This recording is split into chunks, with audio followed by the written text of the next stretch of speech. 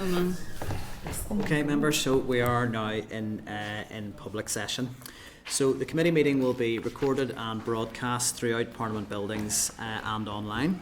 And for anyone in the public gallery, you're welcome to use mobile devices as long as they are in airplane mode and all devices are muted, which I'm going to check for myself. And you can connect to the Assembly Wi-Fi. And also its password details are available on the gallery rules, and I would just remind everyone present it's not permitted to take photographs or record any of the meeting.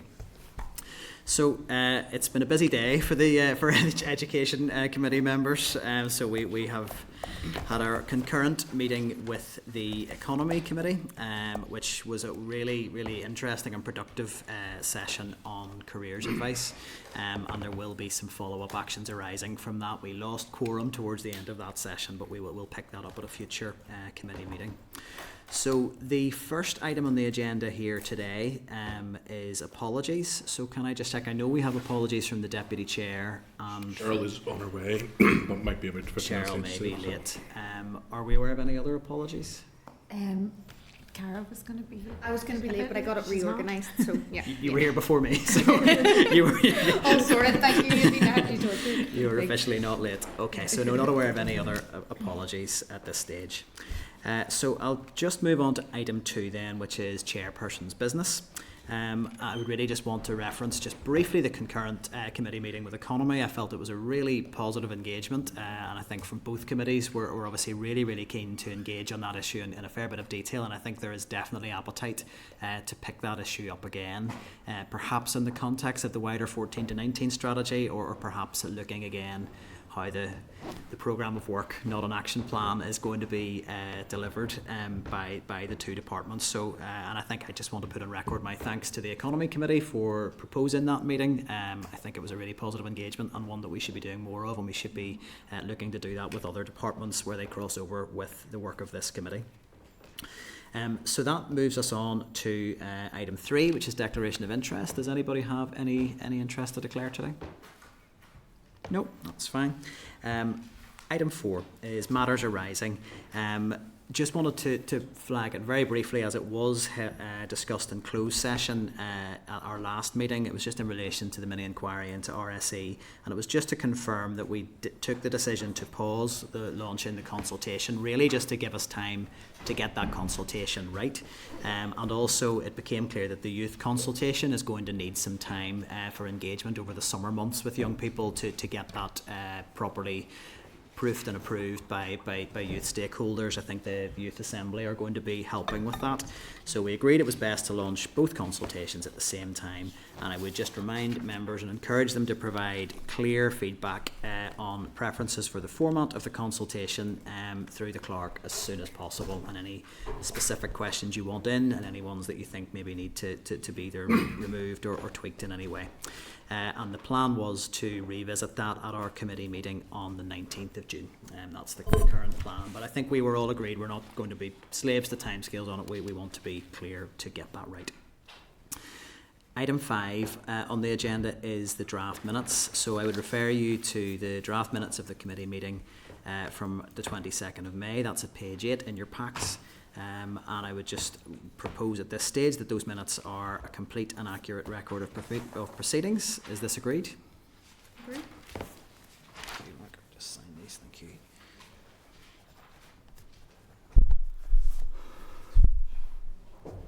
Okay, so that moves us on to item 6 on the agenda, and I am very conscious that it has been a busy day for all members of the committee, and I think it's good to be getting to the briefing nice and quick, but it is a really important briefing, and we need to make sure that we're taking as much time as we need to hear from the Independent Review of Education panel, who have very gladly, some of them had to travel some distance to be with us here today, so that is very much appreciated, and I know from just meeting them over lunch that they are really looking forward to engaging with the committee. So I think at that stage I would direct you to the briefing paper from the committee clerk. That's at page 17 of your packs, and the Investing in the Future report at page 19 to 469. So that's obviously the lengthy report from the review panel, which I'm sure members have familiarised themselves with, but prior to this session anyway. So at this stage, we bring the witnesses through. Thank you.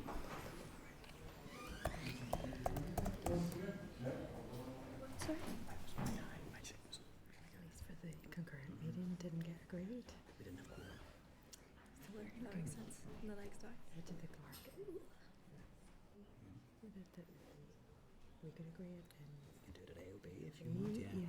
Peter was clear we didn't have quorum, so not to mention it. Yeah. So I asked him that anyway. That's fine. Have you seen it? Yes, I have. Yeah. Okay. Let's let all the panel members get seated and settled.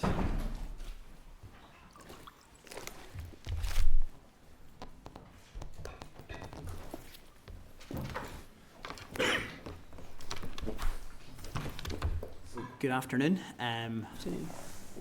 Very welcome to the Education Committee this afternoon, and I would want to just put on record the committee's thanks, especially to those who have travelled to be with us here today to give evidence at this session of the committee. And certainly the plan at this stage is to have another 2 evidence sessions with the review panel. So your time today is really very much appreciated. And we look forward to hearing from you in more detail. So I will just formally welcome the members of the panel who are here today, and then it will be just handing over to you for opening remarks. So pleased to welcome Dr. Keir Bloomer, who is the chairperson of the independent panel, Sir Jerry Loughran, the vice chair of the independent review, Isabel Nisbet, another panel member, Marie Lindsay, another panel member, and Robin McLaughlin, who to make up the remaining member. So it is my pleasure really to hand over to you at this stage to make some opening remarks. This was obviously a very significant piece of work for the education sector in Northern Ireland. It was a wide-ranging report of the whole system, and it crosses over a number of departmental briefs. So we appreciate there will be a lot of questions that members will want to get through, and there's no possibility we'll get through all of those today.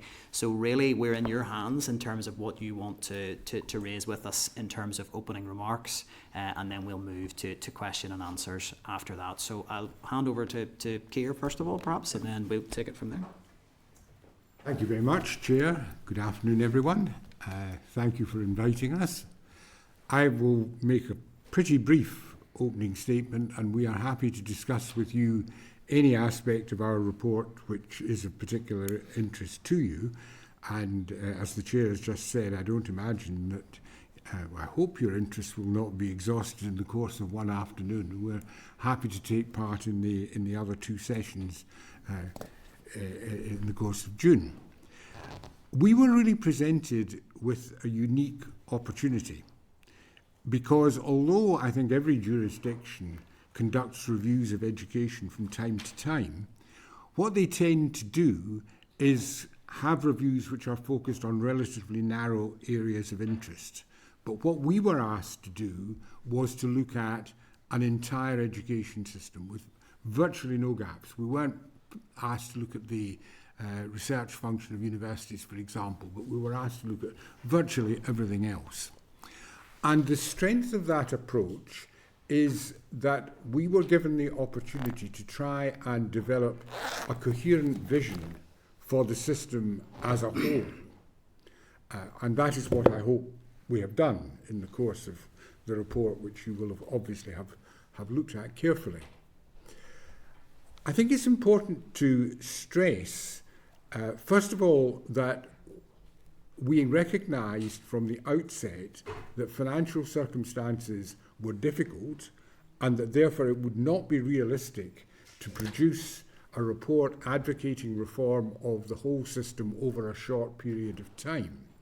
Therefore, we set for ourselves a notional 20-year period within which change might take place, obviously with a clearer view as to what might happen in the early years and the later years, but recognising that we were talking about a process over time rather than a short-term series of large events.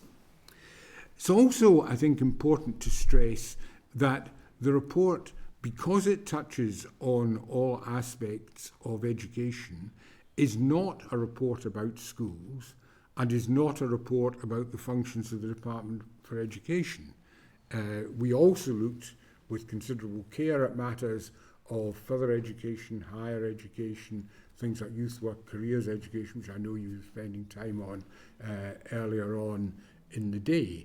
And indeed some of our concerns, and they were quite important concerns relating to the early years, were also where there is a crossover between learning functions and health functions. So although the departments involved here have got constrained remits, and you yourself as a committee have obviously got a somewhat constrained remit, it is important that you recognise, and everybody involved in the process recognises, the need to look beyond the constraints of their particular area of interest and try and make sure that the matters with which we deal, which cross over between different functions, receive the same attention as those which fall more conveniently within departmental boundaries. So, for example, an important area of interest, obviously, is the way in which the pathways available to adolescents embrace both vocational and academic education, and therefore draw on the resources both of the schools and of the further education colleges. And that's not something which at the present moment is as easy for them to do. But I don't want to go into any detail on any particular issue at the present moment. Really, that is all that I want to say, that we were delighted to be given this very broad-ranging remit. We enjoyed undertaking the review.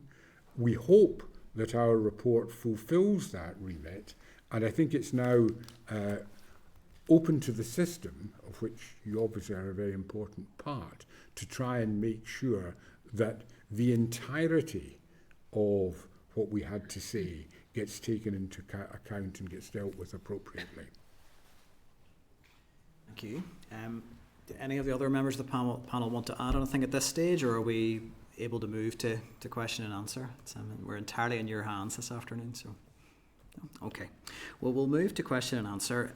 I think we don't have full quorum, full attendance at the moment, so we maybe have a little bit more time, and given the nature of the issue, we will perhaps have a little bit more time for question and answer today. So I'm going to say that for each inquiry we could look at up to 10 minutes per member on this. We do have a bit of scope today to go into a bit more detail. I would like to begin with probably a higher level question, really, rather than getting into too much of the detail of the report. Members here will obviously be familiar with the budget debate yesterday and just what a constrained financial position we are in.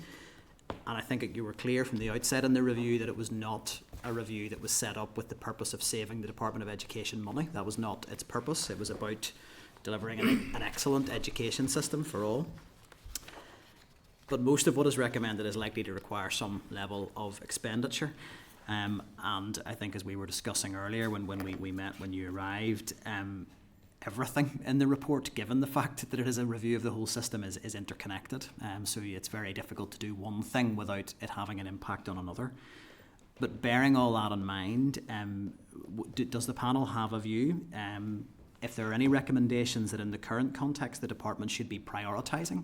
So given constrained resource, given the shortened mandate that we're on as well, is there anything that you feel could be and should be taken forward that balances that potential for maximum positive impact in the system, but with the level of investment that required being balanced against that? So I'll hand over to you.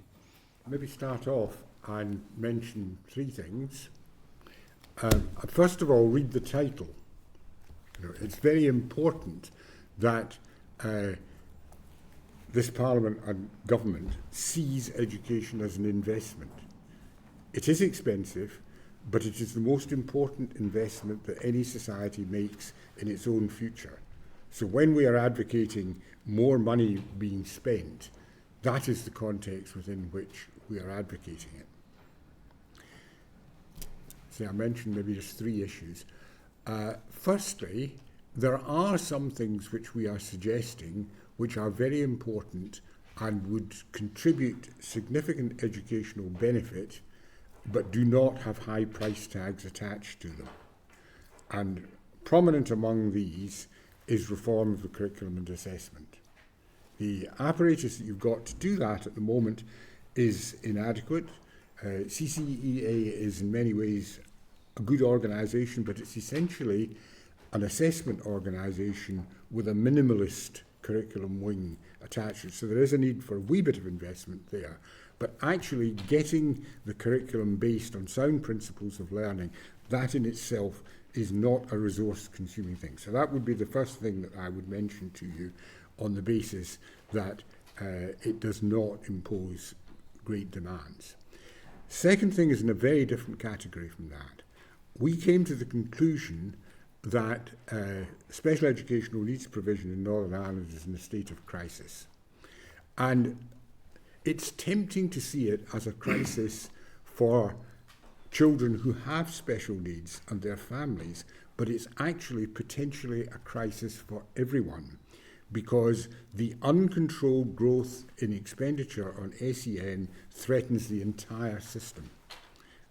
Now again, we're very happy to go into detail on any of these things, but as a headline message, you can't duck this. In the course of the 3 years of this Parliament, something has got to be done, both to improve the service and get the expenditure under control.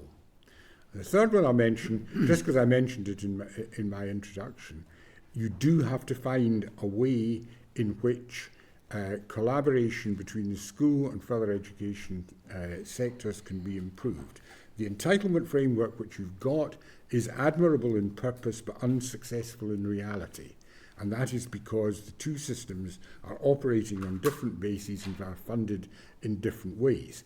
That is one of the reasons why we have advocated that the educational functions of the Department for the Economy should be merged with the Department of Education. But whether you see that as an early priority or not, bringing about an effective mechanism for collaboration most certainly is.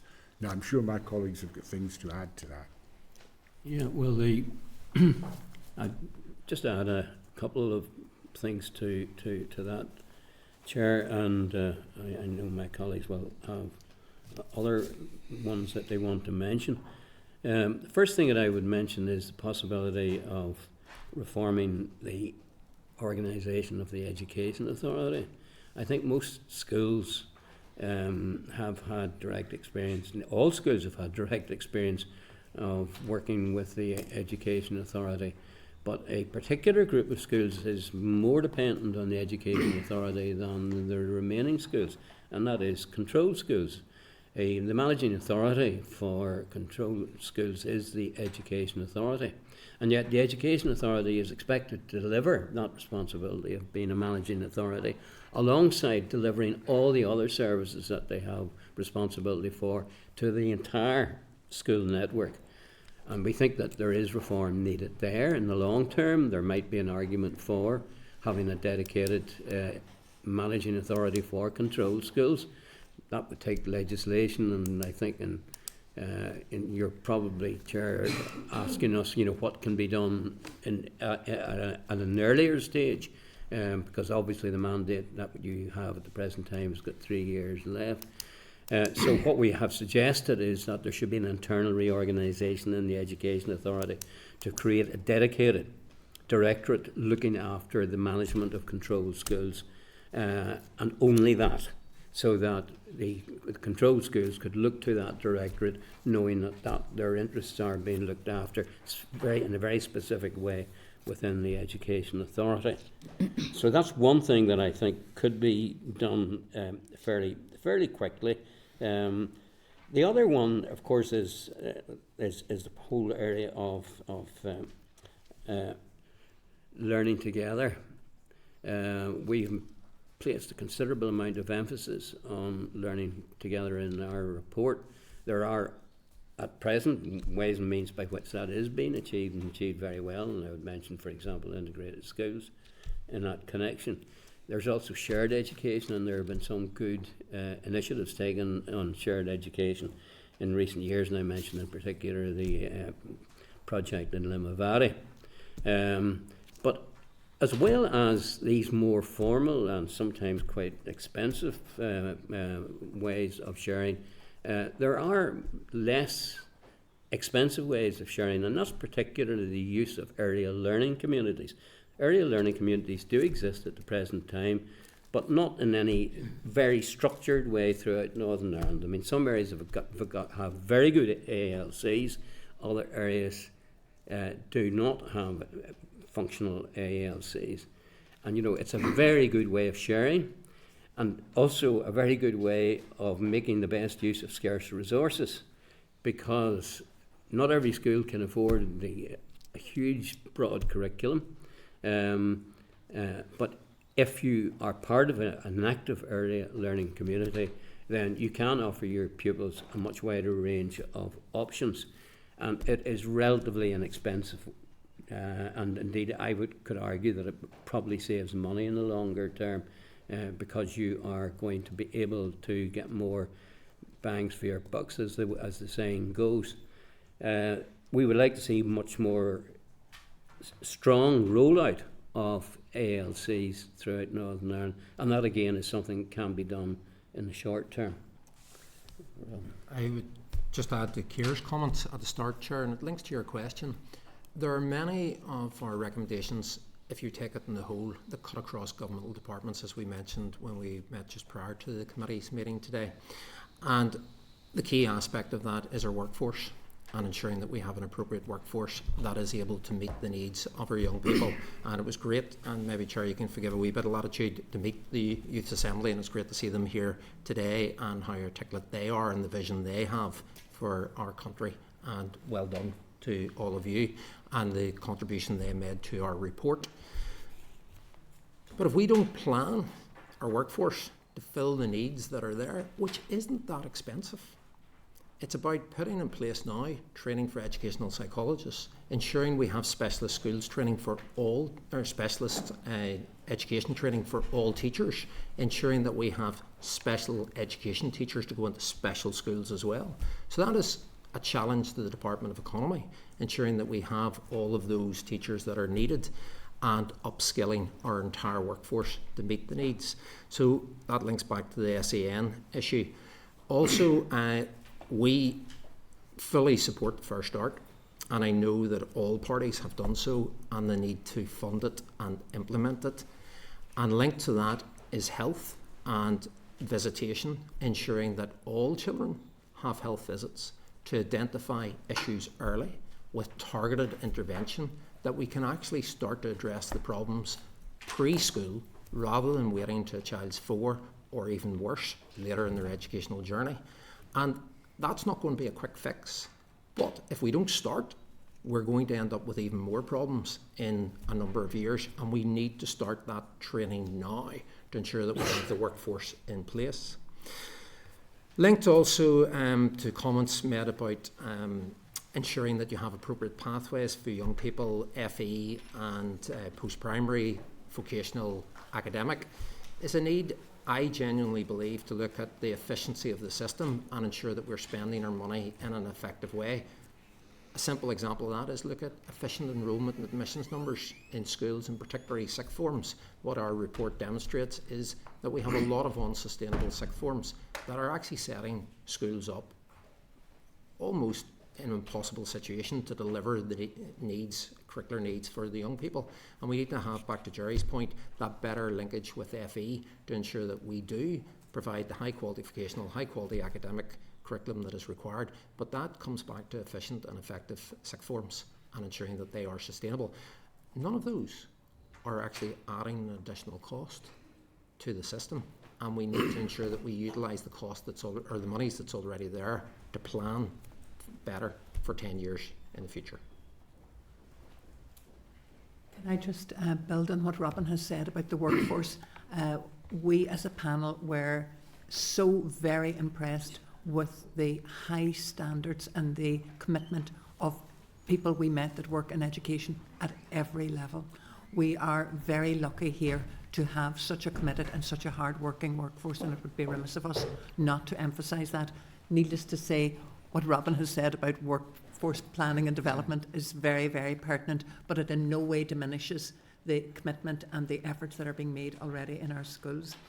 We've spoke quite a bit about curriculum, and linked to curriculum is assessment, and we need to get back to standardised assessment right across the system so that we know how well our schools are doing, and they are doing well, and we get reports from elsewhere telling us, but we don't know that within the system. So again, linked to curriculum is the assessment, and the young people have just left, and when we met the young people, every young person we met talked about the need for a curriculum that would develop the skills they need for life, but also they talked about their own well-being and how the curriculum could support them to develop skills of resilience and so on, but also when in crisis they wanted to be able to access support in school because that's where they felt it was most reachable. So those are two things I think maybe is the need for the statutory assessment right across the system, and remembering our the needs of our young people in terms of their own well-being, access to counselling, but particularly in crisis for every school. And finally, I would just add a couple of points from the viewpoint that I was looking at what I saw in this review in the light of what I saw in other parts of the United Kingdom and in Europe, and also in America. What we see elsewhere a lot is forward thinking about the curriculum and about assessment having its right place as a hand person of the curriculum, not as a distorter of the curriculum, and that being thought through in the light of the moving into the second quarter of the 21st century. That doesn't mean that there aren't huge strengths of achievement now. Of course there are, and particularly here. But in terms of the forward movement and the engagement of the education community in that, that's not terribly expensive to start off, but it needs to be started off now, and you can't leave it to a small number of dedicated people in the CCEA to do that. The other thing I would say is very striking is I've visited a lot of further education colleges in different countries. I've been bowled over by the quality of the equipment and facilities I've seen in the colleges here, but not by the numbers of students using them and the best use being made of them. And when we're talking about a need both to take short-term decisions and to have a forward-looking planning that takes this sector at its best, that's another headline that I would give. I just, Chair, add a comment to Marion as well, and it links to curriculum and assessment. So when we were talking to the Youth Parliament previously, feeding into the report in the Youth Parliament today, they want a curriculum that meets their needs. We need a curriculum that meets the needs of the economy. That, we have articulated, needs to be driven. And alongside that, the assessment has to inform them how well they're doing, has to inform the parents, has to inform the teachers, has to inform the school, and has to inform the system. At the minute, it doesn't. Where to begin? I'm glad that you're coming for 3 sessions, because that's just headline really, and headlines in terms of potentially some of this, if any of that is short term, but in things that we could maybe be looking at even in this mandate. So we really do look forward to you coming back over the next the 3 sessions that we have you arranged for. I could pick any number of those to ask a further question on. I'm going to ask one that I probably imagine most members will be wanting to pick up on, and it is on SEN. And I draw it out because we have identified it as a committee priority, but also particularly in the light of the comments from Keir that this is effectively an unavoidable one. That there may be things that you might pick and choose out of this review, but that's saying really there is no choice. It needs to be dealt with because we need to ensure that the provision is right for the children who need it, and we need to ask the question about how we actually get it into a position where it is receiving the right investment, but not an investment that is out of control and still not delivering outcomes. I think that's the bit that concerns me, that we spend so much, but I hear from parents that their child's needs are not being met, and that's the scandal of the failure to my mind. So we have focused heavily on SEN, and given the context that we're in, so we're looking at a really challenging position with placements for children with a statement of special educational needs in September. So the committee has rightly been very focused on that response and what is the department doing to resolve that. Does the panel have a view on how we can try and break out of that loop where we are constantly looking at next September, dealing with the next crisis. Where will we place the children who have a statement? And actually then move to really meaningful interventions to reform the system so that children's needs are being met, and being met appropriately and in the right place. And I know the department is undertaking work on this, but we really probably don't hear enough about it because we're in crisis mode. So it's really that how do we break that cycle and make the necessary interventions? In fairness, the department has taken some action now recently in terms of asking schools will they volunteer to provide special education facilities in their schools. And I understand that they've had a good response to that. Something like 100 schools put themselves forward. Now, obviously, you've got to match the schools with the people, and are they in the right location and that sort of thing. But it's not a bad start. But as there is no short-term solution to the sort of problems that we have in special education. And one of the objectives, I think, for all of us over the next year or so is to try to explain more fully the consequences of continuing as we are.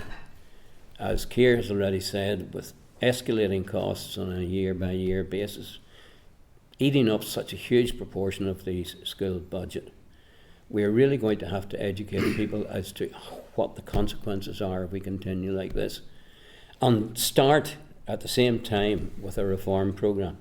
The central reform that we have advocated is that there should be a significant switch away from classroom assistants. The biggest cost, of course, in SEN is classroom assistants. Switch away from classroom assistants to fully trained SEN teachers. And I think if we start that process soon, maybe in 7-8 years, you might have got to the point where you would have achieved quite a big change in the way that we deal with special education need.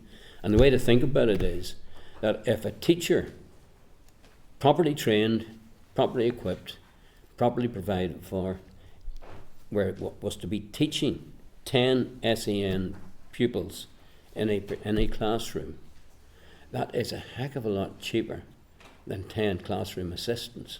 So not only do you get a better outcome in terms of the children's needs, you save money in the long term. But you won't get there unless you start soon. And I don't see any reason why that journey shouldn't start as soon as possible. Can I just add to that, Chair, if you don't I mind? could just come in very, very quickly, Maria. I mean, I would want to be really clear that we do value the work of classroom assistants in this committee, and I think it's important that I wouldn't want the narrative to be that classroom assistants are part of a problem, because we know that they work extremely hard in the system, but we need to look at what delivers best outcomes for children. So I hear your point. Yeah, I mean, classroom assistants, there will always be a role for classroom assistants, by the way. I mean, classroom assistants will be absolutely essential for children with physical disabilities. That's just a straightforward, absolute need. And many classroom assistants go far beyond what their remit in the way that they encourage and support children. But there is no substitute for a properly trained special education teacher. Sorry, Maria.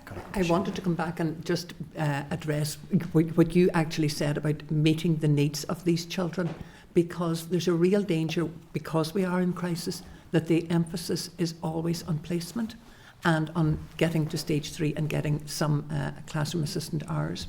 The problem with that is we still don't know, once they're placed, if their needs are being met. And that is really where the emphasis should be. And you say where to start. Well, the only place to start is earlier. And that's why the early intervention, and that's why we support Fair Start and the recommendations in Fair Start. And there are some very powerful recommendations, but we build on that.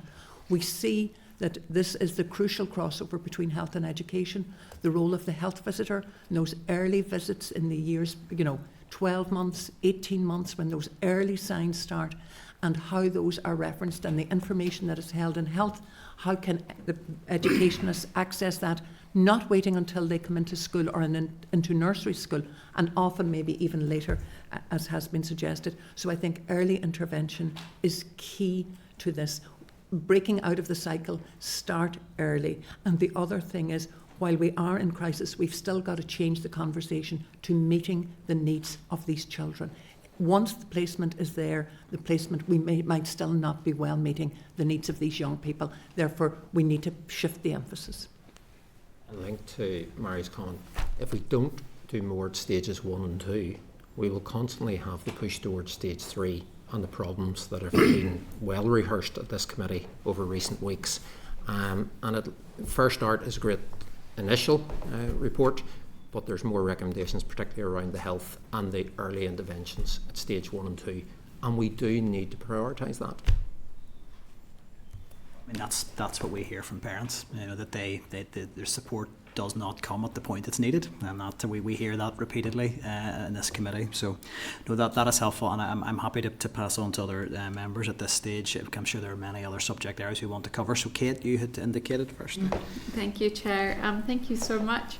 I was at the launch of the review, and my first question, I guess, is: are you disappointed by the lack of implementation commentary from the department since the launch of this document? Because I am. I sat and I listened to all these kind of amazing ideas that would reform our education system. It doesn't feel like it's really been mentioned that much since, and I wonder if you share that view.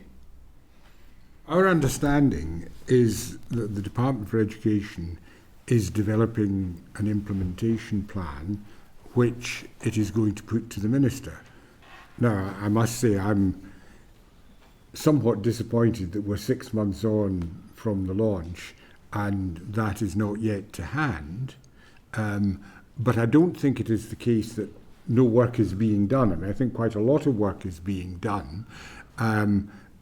But what is important is that should get to the Minister as quickly as possible, and that you as the committee taking an interest in this area should be trying to facilitate that and making sure that once he has it, that the Minister is beginning to start taking decisions on implementation, because you're right. Northern Ireland has a lot of reports on education, some of them very good, sitting on shelves. We're not particularly wishing to join that group. I wouldn't disagree with your comment, Kate, about the length of time that it's taken. On the other hand, in fairness to the department and to the Minister, at the time of our launch we were expecting, hoping for the return of the Assembly. That didn't happen until February.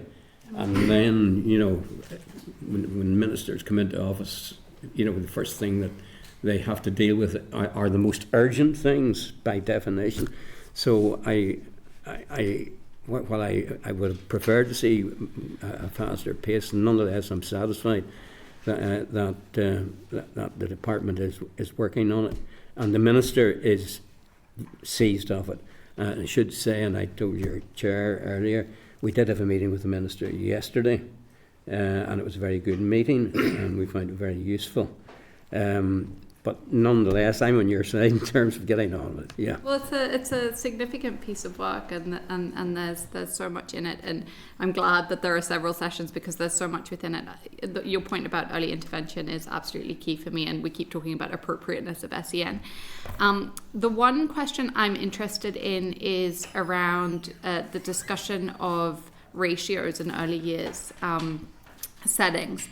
And this is something that is being reviewed. What's your assessment of the best ratios for these settings, and that includes child minding in terms of safeguarding child development? I'm curious about what the best ratios would be and what, as politicians, we should be advocating for.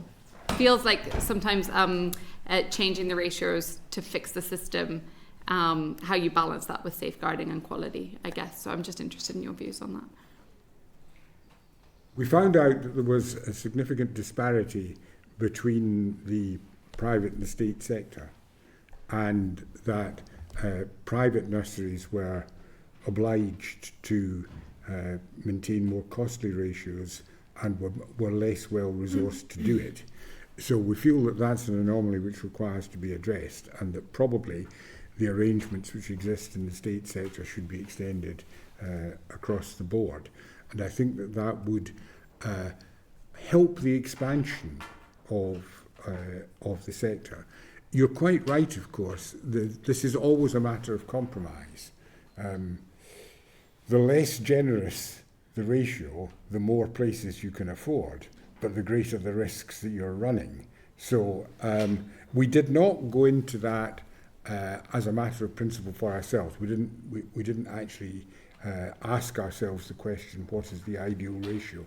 We confined ourselves to saying, if the state is satisfied with the arrangements that exist in its sector, then it is unreasonable not to extend those more widely, and that would, I think, have a beneficial impact on supply as well. Of course, it does involve two departments, and that's maybe one of the reasons for the anomaly. I have time for one more. We've been talking about issues around school board of governors in the committee. It keeps coming up, and the review notes that the current approach to school governance is complex and diverse, lacking consistency across sectors and stages, and adding the perception of a fragmented system. And this is a particular issue around feeder school criteria, leaving some parents with very limited options. And I guess I just wanted to ask you what you think about the level of independence Board of Governors have in their schools. So I'll answer for the control sector, because actually, obviously I'm a controlled head at the moment currently. I still kept my job on while these guys were retired when we put together the report. So I tried my best to work alongside. In the control school, we have representation from the Department of Education, who are independent. We have representation from the Education Authority, who are equally independent. So they are appointed by EA and appointed by DE. And then we have 4 parent reps and 2 teacher reps. So we have that cross section in the control sector. And other sectors are represented across the panel, who will be able to testify to their different sectors. So you have this fragmented, as you outlined, Kate, system of different governance arrangements in different schools. And Jerry mentioned at the start, one of the challenges is for control schools. The vast majority of our governors, we have no foundations, no transfers, no trustees. So every time there's a reconstitution of the Board of Governors, the entire governance changes in the school. It's the only sector where that happens. It's very unusual. You'll find a table of the different arrangements on page 267 of volume 2. No doubt you've looked at that. And there are indeed a number of anomalies between one sector and another sector. We've tried to draw together a number of principles for how this should be addressed. In doing that, we had to take account of the fact, of course, that voluntary grammar sector can decide its own arrangement. So we can make suggestions for the various bits of the state sector, but all we can then do is suggest to the more independent sector that they might wish to apply the same thing. And I would draw your attention to the list that's contained on page 83 of volume 1. And essentially there are things like the size of the Board of Governors. There's the matter that Robin's just touched on it, of trying to make sure that there is a revolving membership, so you don't get a very rapid disruption in the arrangements at some particular period of time. And then there are things like the training of governors so that they're aware of their responsibilities. Having said all that, the evidence that we got was that there are a surprising number of well-functioning boards of governors, and that the Northern Irish system gets a very valuable input from a big cross-section of the community who feel involved in the education system in a way that they otherwise might not. Can I just add one point, as Ciara speaking came to observation, is that critical reconstitution point. When we reconstitute, the entire governance could change. It's not a good way to manage any organisation. And especially, I was talking to a number of colleagues in the last few weeks who have major projects, for example, new builds taking place, and their speciality was looking after the build, 2 or 3 governors, and there's a risk that they won't be on the new governance, and that poses massive critical challenges to those schools. So I think there's a better way of doing it, that there's a more changed membership as we go through a cycle, rather than just a one-off reconstitution point. But I would agree with you, Kate, we need to have representation from the community serving on the governors. Also, and Chair, if you can forgive a wee bit of latitude to go back to Kate's previous question, I think a thanks to all political parties is also due, because at the launch, all parties, I believe, were basically represented, and throughout our work, all parties were very keen to engage with us on multiple occasions, and we were very, very pleased to see that. And linking back to what Mary said at the start, we're very fortunate in Northern Ireland to have the quality of workforce teaching and other professionals that work in schools and across FE and across the different roles and responsibilities. But that's linked back to the political leadership as well, who are very keen to talk about education. So we're in a good place with people with hearts in the right place to make a difference for our communities that we serve. And I would argue governance is totally that. We see so many committed governors who want to make a difference in their area where they live and have expertise to do so. If I could just add one point, it is that, and I think this has come up in our report, that good governance and the modern standards of good governance in individual institutions needs to be balanced with the right kind of accountability. And that's a theme that's come through the review, and I think is a very important theme. And I think there are ways in which accountability could, in a sensible, proportionate way, be improved, so that the public, which is funding all of these activities, whatever the nature of the school, has the right kind of informed vision of how it's doing. And I think that's in the interests of governors as well. Having been a governor of various institutions myself, quite often it's felt to be quite a burden and you're rather on your own. And to feel that you can give a clear account to the right people is an important part of the package, I think. Thank you so much. Thank you, Chair. Yeah, I mean, I'll just declare an interest as a governor of a controlled primary school, but I think one of the things that Kate was referring to was the independence of schools, and maybe the parental perception that sometimes it's hard to, so it can be difficult to hold a school to account, so you have maybe guidance from the department on admissions, guidance from the department on uniforms, for instance, but some of that guidance is ignored routinely. Did the panel take a view at all around whether the mechanisms for accountability for boards of governors were there? And I mean, I certainly, from my experience of serving on a board of governors, everybody is there because they want to give something positive to their community and to that specific school community. But we do receive correspondence as a committee and as elected members from parents who have maybe struggled to get that accountability piece right. Is that something that you considered? I think we felt that there were ways in which accountability ought to be strengthened, and one of them has already been touched on by one of my colleagues. This is the question of accountability for performance and the need for standardised assessment.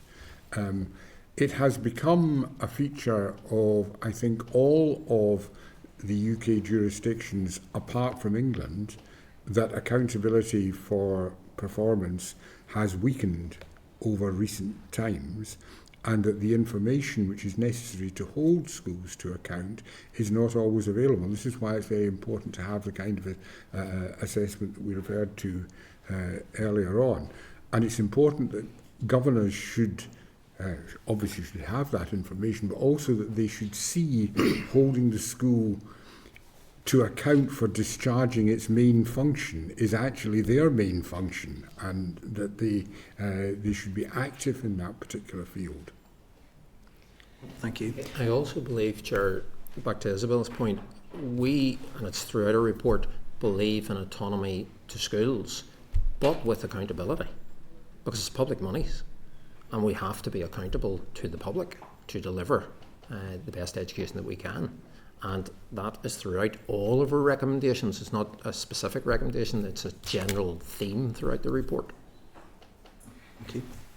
Kathy, you had indicated next. Thanks very much, Chair, and thanks very much. It's really interesting. There's such in-depth answers to everything that's been asked. I wanted to pick up on the educational underachievement aspect in the report, and I know that the review doesn't claim that there is evidence of underachievement here, but there are other reports which do, outline that there is educational underachievement and that the North would lag behind, in particular the South.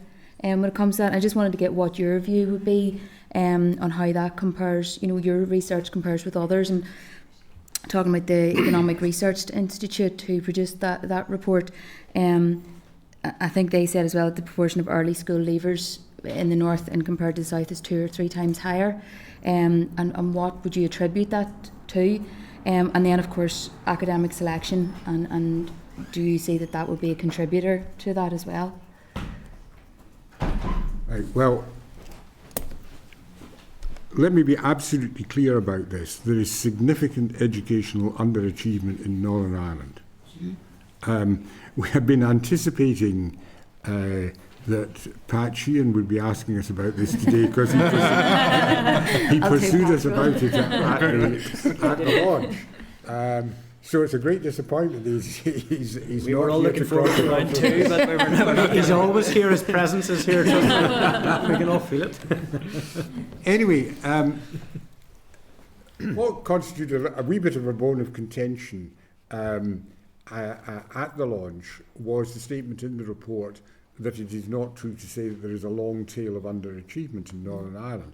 And the point about the long tail of underachievement is, of course, it's a quote from earlier reports, and it's a comparison. It's saying that suggests that it's a greater tail of underachievement than anywhere else, and that is not the case.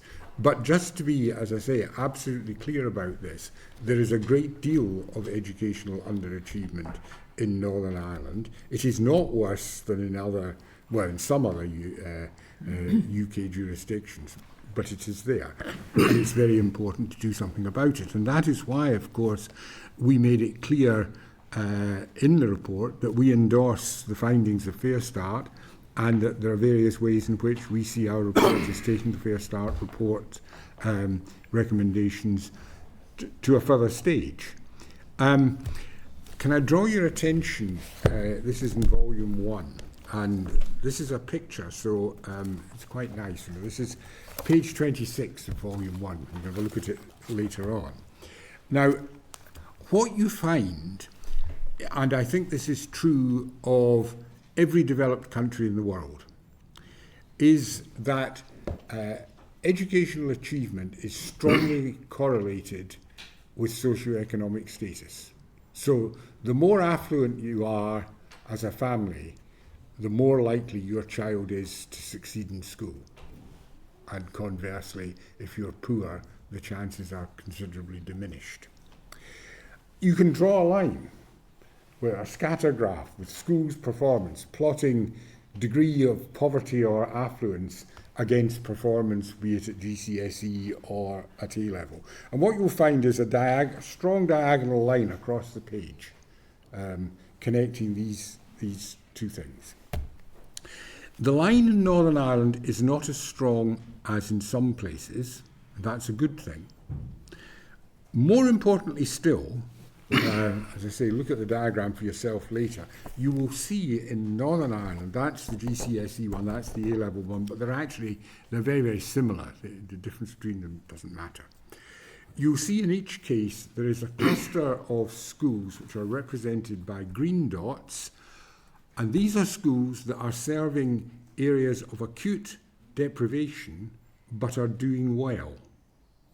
Now that's a very significant thing.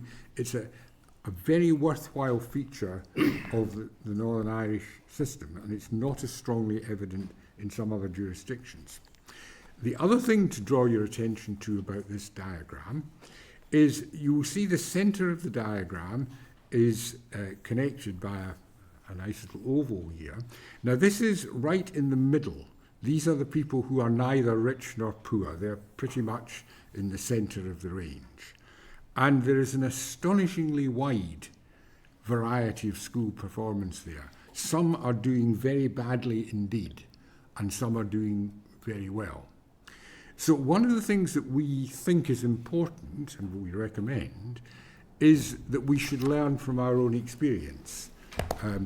What have those green schools, the ones in poor circumstances doing very well, what are they getting right? And what could we pass on from them to other people? And at the same time, were we to look in greater detail at that oval bit in the middle of the diagram, how does it come about that some of them are doing so badly and others amongst them are doing so well? What are the differences between them? So we take the attitude that there's an empirical question here and that there is evidence available to us that we have not explored yet as thoroughly as we might. So that's, I think, one important aspect to addressing the issue of underachievement. The second one, and this runs through our report very strongly, is the importance of early childhood. We don't intervene early enough, or even when we know about things, it doesn't always lead to effective action at an early age. Early intervention is usually more effective. It's also usually cheaper than trying to remedy problems at a later stage in life. I won't rehearse all the things that we say about early years, but it is a vitally important theme of the report that we should be investing more in early years, and that we should be enriching the experience of very young children, because that is how they form concepts. Concepts, knowledge if you like, knowledge of how and why things are as they are, is the basis of all subsequent learning. And the problem is that children from less advantaged backgrounds build up a less good picture in those early years of what the world is like. And the education system, in its widest sense, has got to try and remedy that problem, and where it's really serious, intervene as quickly as possible. And Robin touched on this earlier on when he was talking about health visiting. We attach great importance to this, and we think that it is vitally important, as I mentioned in my introductory remarks, that this is seen as a cross-departmental responsibility, because the health visitors are employed by health, they're trained by health. It would be surprising if they do not see the health dimension of their work as the most important, but they are the people who are also seeing learning developing or not developing. And they play a vital role, for example, in diagnosing the emergence of speech and language difficulties, in detecting impoverishment in vocabulary, and so on. So even if we're not at the stage yet of going to the length of creating the integrated early years service that we advocate, we can certainly, surely, make sure that the health visiting system is working as was originally intended, and that the health visitors are receiving the kind of in-service training in relation to learning which will enable them to handle that part of their remit as effectively as the bit which is dealing with health matters. Can I just add, you asked another part of your question, which I think is worthwhile touching on, but just to touch on, this summer will be no different. I suspect Northern Ireland will outperform all other jurisdictions in GCSEs and A-levels. It's the nuance of Pat's question that actually there isn't the tail of underachievement greater than other jurisdictions, but as Keir's quite rightly outlined, there is massive underachievement across a range of schools, and there's massive overachievement across a range of schools, and that graph demonstrates that, and we've got to learn from those schools that are doing really, really well to address that. Your other question was about leavers.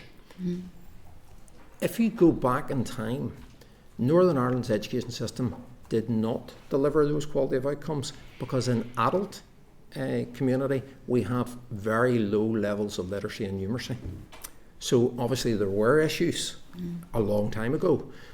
Northern Ireland at the moment leave school at 16 as a possibility. One of our recommendations to the report, which is what technically the South does by the leaving cert being 18, is for everyone to stay in education and training until 18. We do not believe anyone should leave school at 16 or leave training at 16. They need to stay in training and education. Another part linked to the question is actually the curriculum that is on offer. and the qualifications framework that is on offer. And if you look at the qualifications framework, of course, it's predominantly A-level based. We've chatted today, and we can chat at greater length about vocational and technical. But if you look at other jurisdictions, it's a wider curriculum on offer.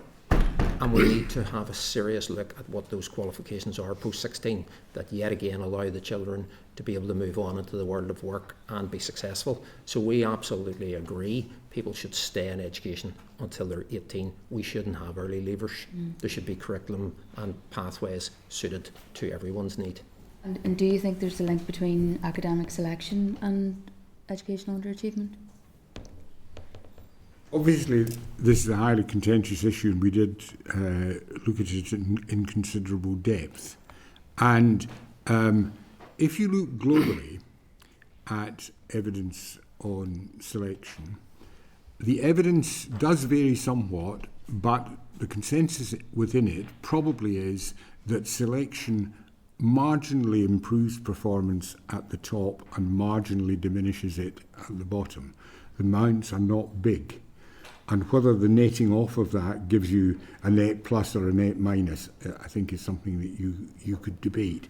So, although it's a very contentious issue and one about which people feel very strongly, I don't think its impact on the problem that you're talking about is anything like as significant as the issues that we've been talking about in the last 5 or 10 minutes.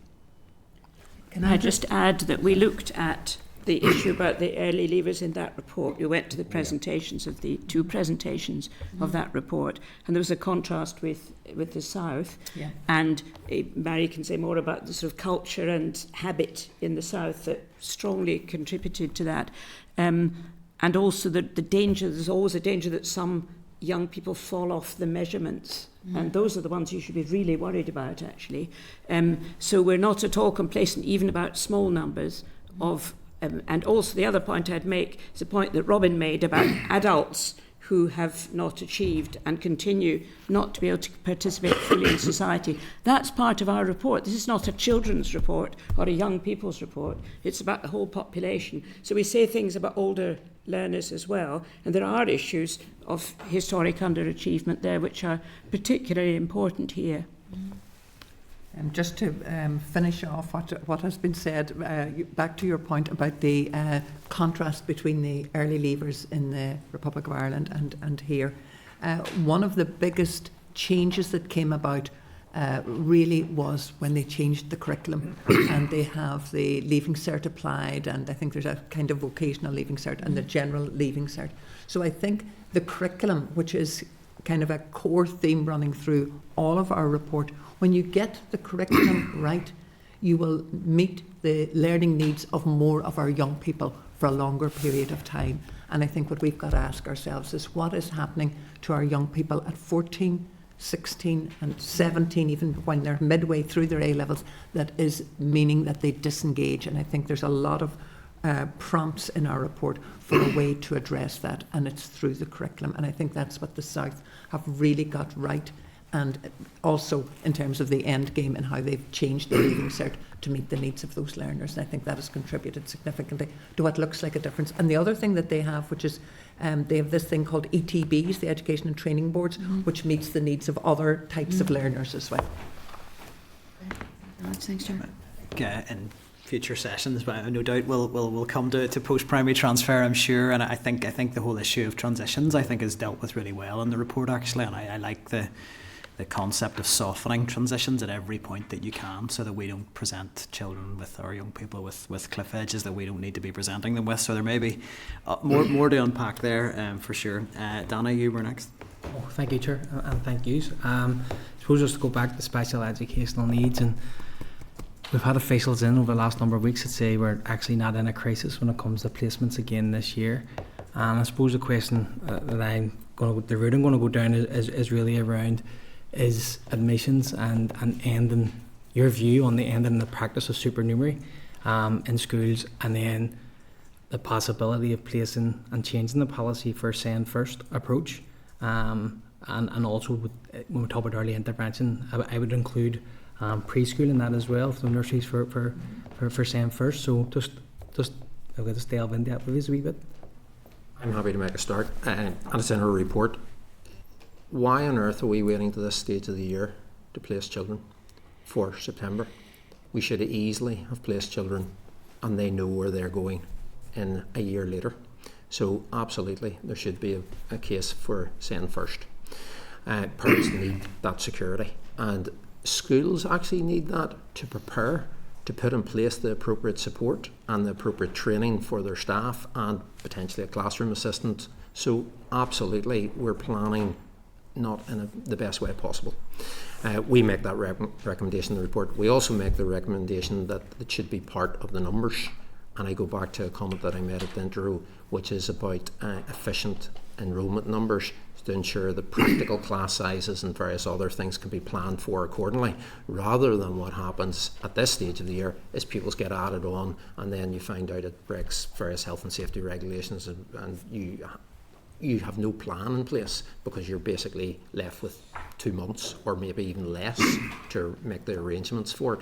So I think you've answered your question almost in your own question, and those are recommendations in our report. I was just a wee concern that we picked up from, I think it was the unions that came in, and it was around specialist provision in mainstream schools, because we don't have a big enough estate when it comes to specialist schools, and our children getting them best outcomes. And it was mentioned in one of the answers earlier on around classroom assistance to a teacher, and I'm just wondering through the work that you've done, did you come across a best practice? Is there any schools out there that have that flexibility within their budget who are actually doing that, who are maybe employing specialised teachers? Is that taking place? What you find is teaching over 4 years, and when I was principal, I was given that. It was a nudge to do it. I said I would like a specialist teacher. It wasn't kind of policy, it wasn't open policy, but I was doing it, and I know other schools are definitely doing it. We have encountered teachers who have 7 classroom assistants in the classroom because of the needs of the class. Can you imagine what that is like? Not just for the teacher trying to teach the class with the other 7 adults, but think of those children who have all those adults around them all the time. It can't be conducive to good learning all the time. Sometimes, as Jerry has explained, they may need them. So I do think that really for special education, we really have to rethink that whole model right from the beginning.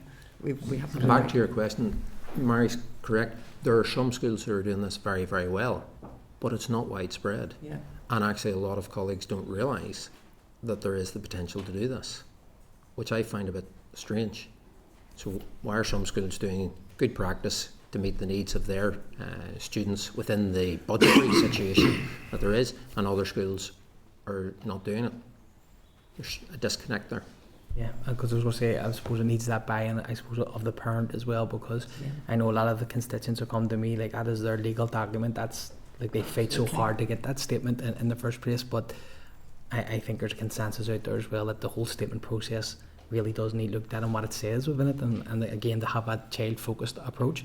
But that is interesting to say the schools are out there doing it, but it's not across the board. I think that's a serious question of why not. And you will find it hard to meet a parent who will disagree with you when you tell them that you will better meet the needs of their child.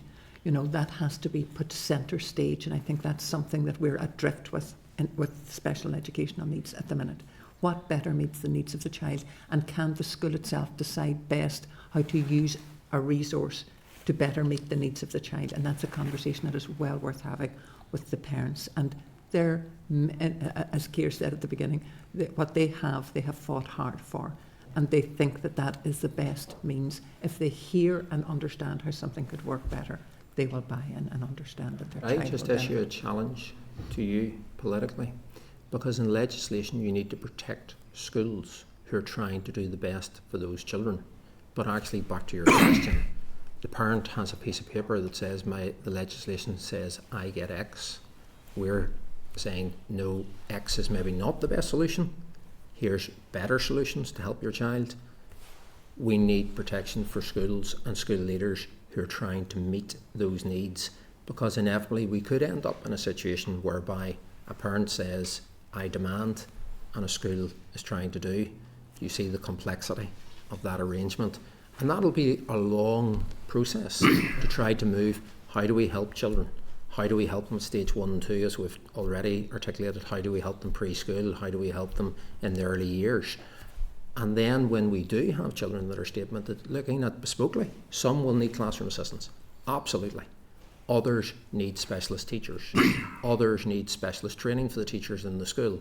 Others need other types of intervention and different approaches for different children. We seem to have a one-size-fits-all approach at this moment in time, and we need to move away from that. Very quickly, an important part of the answer to your question is about access to expertise, and we make a whole series of recommendations about this. At the present moment, pre-5 settings have got no access to SEN expertise. We recommend that they should have. Primary schools have some, but very limited, and we recommend that that should be increased. Who are the most expert people in the field in special educational needs? Probably the educational psychologists. They are a rare resource. Northern Ireland, I think, has slightly under 40 of them for the whole province at the present moment. How do we use them? 80% of their time is spent in drawing up statements of need. Some of the psychologists we met said that it was 95% of their time. Complete waste of effort. Bureaucratic activity. Not seeing a child, not helping a child. We've got to do something about that. So there's a very important question here. We would like, obviously, to increase the pool of expertise, but we've also got to make sure that the expertise that exists is being directed towards actually helping children. If I just want to pick up on one point, and it kind of follows on from our concurrent meeting with economy earlier, and it's thinking about a child with special educational needs, their whole journey through the system. And I think it was Kathy had flagged it earlier. We've had contact from one parent in particular who's running a campaign in relation to her son Caleb and his transition that is approaching soon as he leaves special school. But we've heard from a lot of parents that they have a real concern that transition for a child, particularly coming out of the special school system, is particularly challenging. Did the panel take a view at all on whether or not the pathways for young people leaving special education were adequate, and if there was a need for any legislative protection for them at all to ensure that they have their needs met at that next step of their journey? We did discuss it. And it is something I think we would echo the comments you make about the individual. It is a cliff edge, and the feeling is it is an opportunity that within the further education system has to be addressed to meet needs and ongoing training needs and opportunities for all children, no matter what their need is, to have an opportunity to develop the skills necessary to go on and have a successful life. So we genuinely believe that is something within the FE sector that needs to be addressed. There's incidentally a need to have a look at the special school estate. I think you know this, but it's very important. Sticking in my mind from the many school visits that we made, the most attractive and the best resourced school that we set foot in was a special school. And the most disgracefully accommodated school that we set foot in was another special school. Both, incidentally, were providing an excellent service. There were people in both of these schools who were doing a first-class job, but in one of the cases they were really up against it, labouring against extremely unsuitable accommodation. And just to avoid any doubt, same sector. Yeah, they were the same sector, both special schools, and one was incredible. And dare I say it, the one that was incredible, the outreach that they were doing into the community, I think all of the panel were exceedingly impressed with the leadership of the school to step outside the boundaries to do things and spend in an appropriate way to meet the needs of the young people. They were just very clever in how they did that, and that push of the boundaries was obvious. The second is the specialists, and Kira's already referenced this, that were also in that school regularly from health and other areas of need that came, and parents then came to the school to get that specialist treatment in a building that was familiar to them. And that upskilled the staff that were also in that school. So they were a beacon of excellence, not just for their own school, but out into the community that they serve. A beacon of excellence, by the way, I think, and the descriptions of some of the facilities they're having to operate in, I think, is familiar to everyone across committee in terms of special schools. I think that's been discussed here numerous times. I think it's something we've all experienced in that sense. I guess I want to talk about some of the stuff, as the Chair mentioned earlier, the transitions and progression part of the report, and I was quite heartened by how you're looking at the terms of how schools are doing better than expected, and how schools are doing, rather than simply a case of selective schools versus non-selective schools and so on. But I was I like the idea of the tertiary college and bringing schools together with some of our colleges who are struggling for numbers, and yet, as you say, some of them have adapted very quickly to the needs of the Northern Ireland economy. I think of Castlereagh College and its cybersecurity element, and why wouldn't that be used by schools?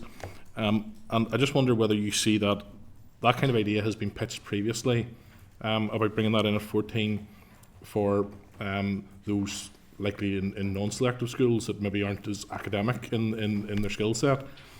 But in that sort of changing economy in Northern Ireland, it would equally be applicable, I think, to people in grammar schools. And do we see that being implemented across the board, if possible, rather than simply for those who we imagine might go to the technical college anyway? No, the suggestion of vocational pathways at age 14 applies to all post-primary schools. Voluntary grammar, controlled grammar, schools that are not grammar schools, all schools. Because our perception is, and I think this is based on the experience of people in teaching and people who are governors, is that at around about 13, 14, many children switch off in terms of the academic path. And that results in behavioural issues apart from any other. In some ways, we're trying to push square pegs into round holes, yes. and rather than adapting to what that child's skill set is. Yeah. So yes, the answer to your question is absolutely applies to all schools. Yeah. No, that's great. And could I just touch on your meeting this morning? Yes. It's the careers advice that ensures all people, not just young people, understand labour market information, understand the job opportunities, understand the salary they're going to earn, understand what chances there are if I get this skill set, if I get this qualification, and where they can go. At this moment in time, they don't. Because I would challenge, and I was talking about this earlier on with the Chair, I would challenge myself, who work, and I work in education full time, to go and find out that information. It's a real struggle. So how do we expect a child, a parent, a granny, an uncle, an auntie, who are, let's be honest, the real careers advisor? Yes. They need to be able to access that information very easily to understand here are the opportunities in Northern Ireland. And Northern Ireland is full of wonderful opportunities. Let's be positive. There are huge opportunities in employment and vacancies in many significant firms, and we have a huge opportunity to develop a really growing economy here. And that leads on to another point which was discussed at the committee meeting with Economy earlier this morning as well, which was usually when Pat actually is sort of doing his bit on grammars and selective schools, I tend to come back in the other direction, because I see grammars as an agent of social mobility, and many families will have seen grammar schools as their route to the first child to go to university and so on, and that's a reasonable aspiration. But if there was one, in my experience, sort of negative, it is that quite often those schools do use how many children get to university as a yardstick for the success of the school. And I guess it's how do we change the outlook and culture around that, so that children in every school are looking at the wide range of options that we have, and the careers that are the route that suits them to get into the career that they want to get into. And that might be through our colleges, as we said. It might be through the increasing number of programmes provided by industry themselves for school leavers, and how do we change that culture? And I think probably educating parents is one part of it, but how else do you think we should do that? An example of that is the higher level apprenticeships. In my own school, the number of students that are going down that route. And it's back to, we want young people to develop the career path that they want to follow and have the skill set, but we need to educate them. and educate their parents, grandparent, uncle, auntie, all of the people that are going to give the training. I think that is a big problem in society in Northern Ireland, and dare I say it's a big problem for Stormont and all political parties and our media. We're negative. We are negative. We need to be positive and perpetuate the message. There are huge opportunities, there are many jobs.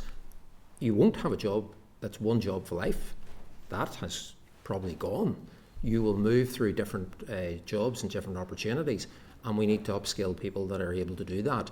And as they go on that journey, reskill, upskill again, go again into the next career path. I think Mary's. I think your greatest lever to bring about the change is the fact that the world is changing, and that, you know, it's just a matter of getting the word out there to the parents and to the young people when they're making these critical decisions. And social media is where they get their information. So I think we've got to start thinking smarter about how we get the message across to these young people. The careers portal, I'm sure you've heard about that this morning, is also something that's critical, really, that should be in place. It should have been in place years ago. And we agree with you, I think, about the short-sightedness of just holding schools to account by the proportion that go to particular universities or even A-level grades. And one of the we met people who are developing ideas about dashboards for achievement and all the rest of it. And you know, it's difficult for that to strike home with the public, but it's very important. And the other thing, we're quite critical, rightly so, of practices where lack of achievement of particular grades becomes a criterion for people being excluded, either from complete schools or courses in schools. So it becomes a hurdle and it becomes a barrier. And that's not the right use of assessment. And we're quite strongly critical of that in our report. Thank you very much. And actually, I would do a fair bit of engagement with the US at times, and that's quite what you were saying there about Northern Ireland quite often presenting itself in a negative way or underselling itself is something that is cultural across the board in every sector. So I think that is something we all have to take on board. Thank you, Chair. Thanks, David. Robbie, you're next. Yeah, thank you, Chair. Thank you, guys. I'm not going to get into the minutiae if that's okay, because we've already spent quite a bit of time together and these things. Keir, first one's directed at you, and I'm going to ask the 3 questions, guys. So I've got them written down so don't forget. But the first one, Keir, probably relates to a conversation that me and you had, as opposed to the panel, where I had highlighted what I thought was probably a weakness if the department didn't hold together some of you guys in terms of a panel to report back basically on the implementation and the journey of this, because as you've rightly pointed out, it's a 20-year plan, but it also runs under 3 considerable volumes, and the authors will know much better, and those that put it together in terms of the studies and all of the work that came into it. So has there been any development in that sense? Has there been any work? The second one then is recognising that it is a 20-year plan. What does success actually look like? And the third question is in 2 parts. Could you just refresh us, what did parents want and what did the pupils actually want? Because none of this matters if we don't have the most important stakeholders front and centre of the delivery of what we hope to achieve. Thank you. Did you say you were asking me? Well, the first question. The first question was was the first one, right? The first one, good. yes. That's the first piece. I'm not aware of the department seeking any further involvement from us. And I can't obviously speak for my colleagues. Speaking for myself, I'd be very happy to be further involved and to help them in any way that I could, and indeed to keep it, what you were saying, keep an eye on implementation. But as I say, there's been no such approach. Okay. I think with running into the level of detail it does, 3 volumes and the considerable work that was into it, I just think it might be a useful benchmark for the department. And the second one was then the 20-year plan. What does success actually look like? If this was to be implemented, what does success look like? Why are we doing it, and what would it look like if we did it? We started at the very beginning of our review by surveying those members of the public, including young people and parents and teachers and others that wanted to respond, but what they thought good education was and what they thought a good educational system was. And we hope that our recommendations would make it more like that. And one aspect we haven't really talked about is our planning recommendations about bringing schools together in the longer term and how that would be done and the rationale for that. And I think that's one of the most important aspects of our work. And we had very good support from the departments in some of the economic planning models, and I was very impressed by that work. And I hope that success would look like a good educational system that met these expectations, which were about preparation for the world of the 21st century of work, of preparation to be a fulfilled individual and to have a healthy life, and also to bring up a family and to prosper in Northern Ireland, and also a system in which learners learn together. And so somebody looking back 20 years to now would say, goodness, it has changed because of this progressive plans for change that we've got. And that would be my reply. And just to add to that, that's exactly as I would see it, that it's peculiar or particular to Northern Ireland that we would, education would promote community cohesion. You know, that is kind of something that is quite unique to Northern Ireland, that what Isabel has said could apply, although she said bringing learners together, but in a particular way, bringing learners from different backgrounds together in Northern Ireland, so that as well as equipping them for a fulfilled life, you are also promoting community cohesion, and I think that's critical as well. And we hope that our report has sufficiently addressed that. Robbie, that is the report, Volume 2. So Volume 1 is the summary, Volume 3 is the appendix. So if anybody in the room has read it cover to cover, fair credit to you, that is the report. And what Keir said at the start, which is the vision of all of us around this table, including yourselves, we don't want it to sit on a shelf and gather dust. We want it to be implemented. We want to see the change. And you asked in your second question, what does success look like? Well, actually, we spent a significant amount of our time, page 8 and 9, an excellent education system should, and then an excellent education system has learners first, equipped by skilled and committed education and workforce, promote social cohesion, equip learners at every stage of life. That's what we're trying to do with this holistic report. It's not about one wee bit, it's about people going, this prepared me for life in a more inclusive, socially cohesive society, meeting the needs of the economy, moving our part of the world forward together. And that's what a report success will look like. And I use the term will because I am optimistic. I think together we can make a big difference, but it is together. And there are going to be challenges and there are going to be compromises across the piece for all political parties and within the system. You asked another question about students, and the Youth Assembly were brilliant. They met with Mary and I on a couple of occasions and then again today, and they were great.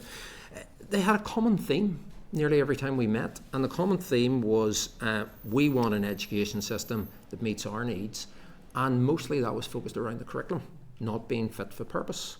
And messages mentioned climate and understanding of, are we all going to survive, and how do we ensure that we do have a planet that's sustainable? RSE and an appropriate RSE provision across the schools estate, mental health, and the challenges that young people face in today's society. And unfortunately, we hear some people naively saying, oh, it was the same in my day. No, it wasn't.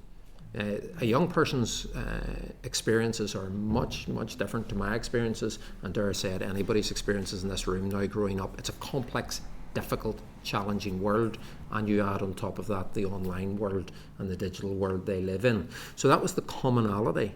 For parents, it was actually more nuanced. It was, we want our child to do well. We want our child looked after. We want to know the school down the road is a local good school that's going to meet my child's needs, where my child's going to be happy, where my child's going to get the knowledge needed, where my child's going to develop the skills necessary to allow them to move on to what they want to do. Okay, and thank you for that. I'm just going to tie something, Robin, that you and Keir had said, maybe in terms of, so Keir, you had said about the most important investment we can make for young people is education, and I think that is absolutely perfect, because I think it's the most potent preventative measures that we can do to tackle the inequalities and exclusion. But in Northern Ireland we do have measurably a tale of exclusion for people with a disability and an intellectual learning disability and so on. Do you think that this report will help bridge that gap so that regardless of your background, that we will see those measurable changes, which is where I was trying to get to with success. Is this going to be part of the addressing the fundamental inequalities that have existed for many in our community for years? Robbie, one of the chapters in our summary is called inclusion. I'm looking to see where I can find it. Learner support, inclusion and well-being. And you know, we would be nudging towards looking at an inclusive education system. We know at the minute where we are, and we've talked a lot about special educational needs, but going forward 20 years from now, what would the vision and what are the rights of those young people themselves and their parents in terms of being able to choose where they are educated? And we need to start thinking about a rights-based inclusive education system. So we point in that direction. We know there's a lot of work to do. We need 20 years get there. We do. But we need to do it. We need to do it. Yeah. And it is there in the report, and that's why the word inclusion is there. Thank you. Just a note on the graphs. I can't understand that graph that has been sent through, guys. I've looked at it repeatedly. You know, the one that Pat will refer to, the dots and the. All right. Okay. You need to be a science happy teacher. to talk offline. We'll talk. No problem. Just adding one comment to what Mary said. Inclusive society, Robbie, it's not just inclusive schools. Not just schools. We want inclusive society. So coming back, I forget who asked the question down this side about at the end the precipice when a child leaves special school and what happens. We need an inclusive society so that there's a career path for children who have particular needs 100%. across the full spectrum of need. Thank you, guys. Thank you. Thank you, Chair. Karen? Thank you, Chair. How long do we have? 10 minutes roughly? Or? Yeah, that's what we're working to. Brilliant. Happy days. Thank you all so much for being here and for answering such a diverse range of questions. I have 3 questions just to the panel, so whoever I suppose feels most appropriate, feel free to answer. So essentially it's around 3 themes. My first question is around children from the travelling community. My second question is focusing around particularly vulnerable learners and combating disadvantage. And my third question is just around mental health and bullying. So just whoever you feel is best. But just I was reading through our briefing there and looking at children from travelling communities and the unbelievable challenges that they have when getting an education, and the department actually referred to it as a collective failure, and the lack of support that traveller children have been given, with such a high percentage leaving without any qualifications or less than 5 GCSEs. I'm also mindful for traveller children there's a certain level of prejudice that they experience, a particularly high level of special educational needs. And I am aware that there is money there with £1,100 to support traveller children, but it's not explicitly allocated to them, so to speak. It's just given to the school, so there's not a lot of monitoring there, and that presents its own challenges. What more can we do? I do know 10 years ago the department came out with a strategy. There's been a real lack of implementation and monitoring that strategy. What more can we do to support those vulnerable children? We had a very useful meeting with a range of organisations representing minority groups of one kind and another. Travellers were amongst these, so too were the Roma, and incidentally we couldn't get any figures about their levels of achievement at all because their numbers are few, but even so it seemed disappointing that there was no information at all available in relation to them. And there were a range of others, organisations representing ethnic minorities of more than one kind, and so forth. And in a perfect world, I would like to have seen us say something more specific in relation to each of these groups in the report. But we were operating against a tight timescale and with an enormous remit. So in a sense, what we have to say about travellers is very much bound up by what we have to say about underachievement, because as you rightly say, their levels of achievement at the present moment are extraordinarily disappointing. So I think that's the context in which we've got to try and answer that question. There are obviously specific questions that relate to a group of that kind. some of whom move, and well, I don't know very much about travellers in Northern Ireland, to be perfectly honest with you, did do a bit with traveller education in Scotland at one time, and some of them were travellers in the literal sense of the word, and others were actually much more stationary. Clearly, those who travel, school attendance is a particular difficulty.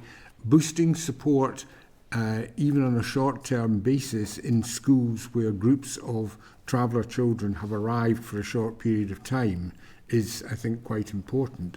And of course that probably needs to be a mobile kind of support, and it's difficult to organise that. There is also a question, as I think you touched on just a second ago, about prejudice. My impression is that is even more true of the Roma than it is of the travellers. And this is a question about making perfectly clear in schools what is acceptable and what is not acceptable. So it's an area where I think there is undoubtedly specific work related to each minority group requiring still to be done, but I think we have to begin from the starting point that these are groups who at the present moment are suffering a considerable degree of exclusion from the system, and whose level of attainment requires the kind of support that we've been suggesting across the board for those in that position. Some of the evidence we did get from the representative groups that we met with suggested that in some of the minority groups that they were representing, the admissions criteria for some of the schools would have been prohibitive of them gaining access. So we do specifically recommend that should not be the case.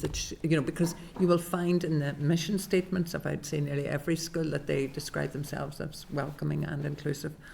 So I think that was a very specific, and it would be very specific to the traveller community.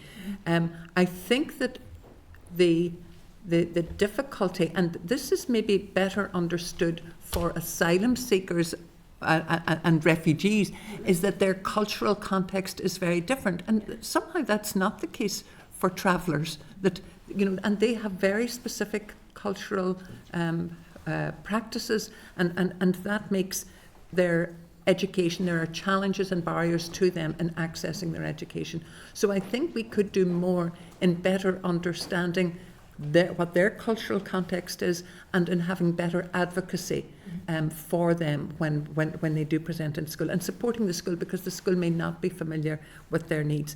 And the other thing is that I have always found, working with the traveller community, that you will find within the traveller community themselves there will be strong advocates who are looking out for the best interests of these. And if you can find who those key people are in their community, often, might I say, older women, the granny, hugely influential. And if you can get those people, they will work very well with the school in enabling those young people.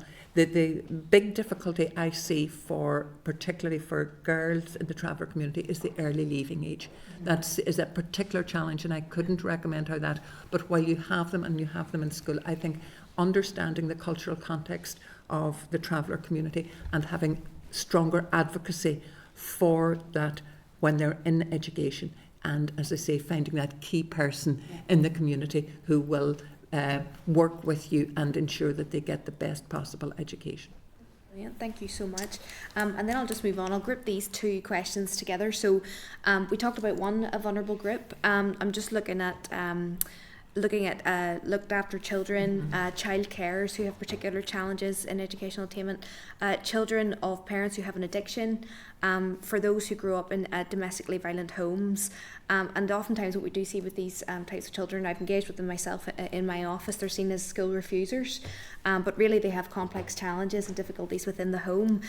We did see the success of Operation Encompass, which was given that important data and information between teachers and the PSNI of domestic domestic violence took place in the home. I think that's a really positive example of what we can do to support children who are really struggling. Is there anything else you think we can do or you'd like to see from the department? Because I'm just mindful children are coming from really complex homes and face so many challenges even there. So going to school can feel like a massive challenge in itself. Just while other colleagues are thinking there, one of the recommendations we make in the report is the services at school level. For example, mental health you referenced at the start, is the counselling provision in schools. So in other words, when a child is in school, there is help, there is support for the family. Teachers are brilliant, our non-teaching staff are brilliant, but there are specialists who actually have so much more knowledge in the issues that you're outlining and articulating, and we need to have those specialists within schools so that it's a familiar place for the parent to come to get the provision and the help rather than a distant other building or another government part of the world that they're never going to access. So services that are available to help families in a wraparound manner to ensure that we can support the child in getting them back to school. I think that's why we as a committee were so sad to see the projects like Happy Healthy Minds, the funding was cut, when we know it's evidence that the support is there and it is working and it is helping children open up and talk about things that they've endured in the home. Just lastly then, because I know I'm running out of time, we know that suicide in the north is 25% higher than other parts of these islands. I would believe, having spoken with young people who experience suicidal ideation, that there is an undeniable link with bullying and feelings of loneliness and isolation. And suicidal ideation. What role do you think our schools can play in empowering our young people on their mental health, and what role can it play in suicide prevention? I think that, sorry, Ciara. Please do. I think that the Department of Education has a very sound wellbeing framework. I think it's not well implemented and it's not well highlighted in schools, but I think if that was given greater priority, and this is what the young people told us when we were talking to them. This is what the kind of learning that they feel is so critical. They want to be able to manage themselves in these challenging situations when they are faced with unpleasant comments or whatever, either face to face or on social media and so on. So I think that there are solutions there. There are many resources. I think many schools are now using like trauma-informed practice and so on to support these young people, but I think it is not really where the emphasis lies in some schools. I think it's shifting. I think COVID allowed schools the space to think about what do these young people first and foremost in order to be ready to learn need, and I think that has many schools. We would be, the practitioners we met talked about the resilience programs that they have in place, the mental health that they have, the support people that they're bringing in. Many of them are bringing in these pastoral counsellor people into their schools at their own cost in very strict and limited budgets and so on. So I think there are green shoots about addressing mental health. Could more be done? Of course more could be done. But you know what? The best resources sitting right within the department itself in that wellbeing framework, and I would like to see that, and we recommend that is better used. That's brilliant, because I was in Claudy, St Patrick's and St Bridget's about 2 weeks ago, and they just opened a wellbeing hub, and it was a mental health hub, and I met with the staff there, and just the way that they have, during exam stress and the exam season, it's a safe place for students to open up, and you can tell it's going to have incredible positive impact. So no, I really welcome that, and thank you all for being here, and you've provided very detailed answers, so appreciate it. Can I just say that people... bit if I may, to what you've... just a little bit of addition. Because you're taking us into some very interesting territory that in truth was not fully explored. Educational success, and indeed come to that, a large part of social success as well, but educational success depends upon building positive and trusted relations between learner and teacher.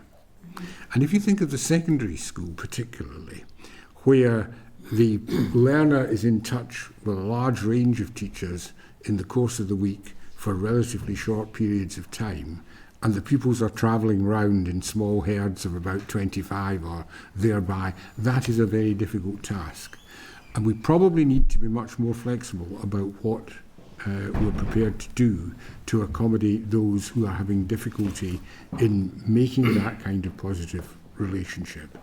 And that is about modifying the timetables, reducing the extent of the fragmentation of the week and so on, making sure that the groups are smaller and that the number of adults with whom they're in contact is smaller. So I think that's an important part. How do you develop the trusting relationships which are necessary? And just on your last point, an important part of well-being is about developing resilience. Yeah, absolutely. And it's interesting how the phone and social media has changed so many aspects of young people's lives and sense of resilience. But sorry, Isabel, lastly, I know you did want to come in. I was just going to say that the importance of well-being for all pupils was emphasised by almost everybody we saw, and my judgment would be much more than it would have been 20 years ago, probably, including the 3 levels, the acute problems, the early spotting of problems, but also of people feeling well and being prepared to live a full life, including people who are doing very well academically. And I think the awareness that we found across the sector of those issues in all the 3 stages was very strong. It's not unique to Northern Ireland, but it was very strong here, and it's a sign of the cohesiveness of the community commitment to education, which was a great strength that we saw. I'm sorry to hold us back, Chair, but it links to what everybody said, because it's really, really important to get across. We have an opportunity within this report, as Keir was articulating, other aspects impact mental health. I note in here one major aspect for children's mental health is the curriculum and the workload associated with it, and the workload associated to teaching staff. The mental health of teachers and students is suffering because we are actually far too content heavy, and far too content heavy in our qualifications, and then there's not the time and the space to do the other aspects that we need to do as a schooling system. So there is a need to look at that all, but it is about mental health being good across all of society. Really interesting. Thank you all. Thank you. The curriculum bit is huge, and maybe one will pick up. I think there's a cultural shift needed. I think you ask most people on the street what is the curriculum, they would say something like, it's what I need to learn to pass an exam, and that's fundamentally not what curriculum is. So we really do need to explore that in more detail. But Cheryl, thank you, Chair, and thank you so much. This has been very, very interesting. I was writing down many questions, and David whispered to me, don't worry, they're coming back, so I will see a few of them. But I just wanted to touch on, and then we have touched on it, but the whole SEN process, statement process, kind of from start to end, and part of that, like I find a real frustration of parents within the whole process, but particularly in terms of communication and understanding the actual flow and process and what's to be expected. It seems you can talk to everybody and anyone, and they've all been dealt with in different ways and a different process, and there's, even the language now seems to be changing within the statement. So it's how and what would your recommendations be in terms of making this process more streamlined, and the communication of the process better for the parent and of course the child? What you say is true. We face a problem that this is a process which is grounded in law, and in many ways the law is not serving us particularly well at the present moment. And one of the things that the Minister and the Department, but also yourselves, will have to consider is the appetite for making legal changes, because I think in a perfect world you would make legal changes. At the present moment, a great deal of energy and indeed money goes into the servicing of this legal process and engaging people who can undertake it on behalf of the family, and of course the department does as well. It would benefit from being simplified. There may be the scope for improvement in looking in detail at the code of practice, which is what the tribunals use when cases reach that particular level. That is not something we did, but I think that it would be in the interests of implementing change, having somebody look specifically at the content of the code and how the code operates in practice would, I think, be useful. And it may very well be that there are ways in which it can be rewritten so as to simplify the process, reduce the bureaucratic element, and increase the fairness of the thing. Because at the present moment, there is undoubtedly a haphazard element to this. And one of the things that we found out was, now I'm not going to get the percentage figures exactly right here off the top of my head, but where the department is challenged, in 80+% of the cases, the department just gives in. And in 80+ again % of the ones that they stick with, they lose. This cannot be good. No. This suggests real process failings that have to be addressed. So I would suggest that at some point there needs to be a consideration of the need for legislative change, and as a first measure there would be merit in looking at the contents of the code and how they might be simplified and made easier to operate by all parties. No, I appreciate that. I think particularly in terms of everybody understanding, I know it's a complex document and of course it's a legal document, but not everybody can understand that process, and it is very difficult, and particularly if you are looking after a child with special needs, it's probably the last thing that's on your mind, whenever you go home that night. So it is just trying to make that process obviously as accessible as possible. So appreciate that. Just in terms of data, I would just like to touch on that. I understand there's a prevalence of autism in school aged children report that is released every year. Now this year, the Department of Education 2023-24 says that they actually couldn't provide that data because of action short of strike. Basically 25% of schools could not provide all that information. Within your report, did you find any concerns around the data that was provided by education that would have an impact, or how did that fare? We had considerable concerns about the effect that action short of strike has had in quite a wide range of areas, and the provision of information by schools is certainly one of them. But actually the conduct of some assessments, the operation of the inspection system would be other examples where this is really impeding the smooth operation of the system. So we would like to think that we've arrived at the end of that particular phase of history. There is, by the way, I think, in all education systems, a need for the improvement in the data available. I mean, this is the way in which we can learn from the system as it is. One of the recommendations that we make, to which not a lot of attention has been paid, is that we think that DE should have a horizon scanning unit. It should have an intelligence unit, if you like, so that it is aware of what is happening not only here but elsewhere, and is able to anticipate trends and see opportunities arising from ideas elsewhere. And that would chime in very well with the notion of taking a serious look at the nature of the data which currently exists and that of the data that ideally you would like to have in your possession and don't. I mean, we found quite often that when we asked for information, sometimes it was readily accessible and it could be produced immediately. Other times it was not readily available, although we had a very excellent secretariat provided for us by DE, who did wonderful things in terms of getting information for us. But often it was not there until we asked for it, and it then had to be discovered in one way or another.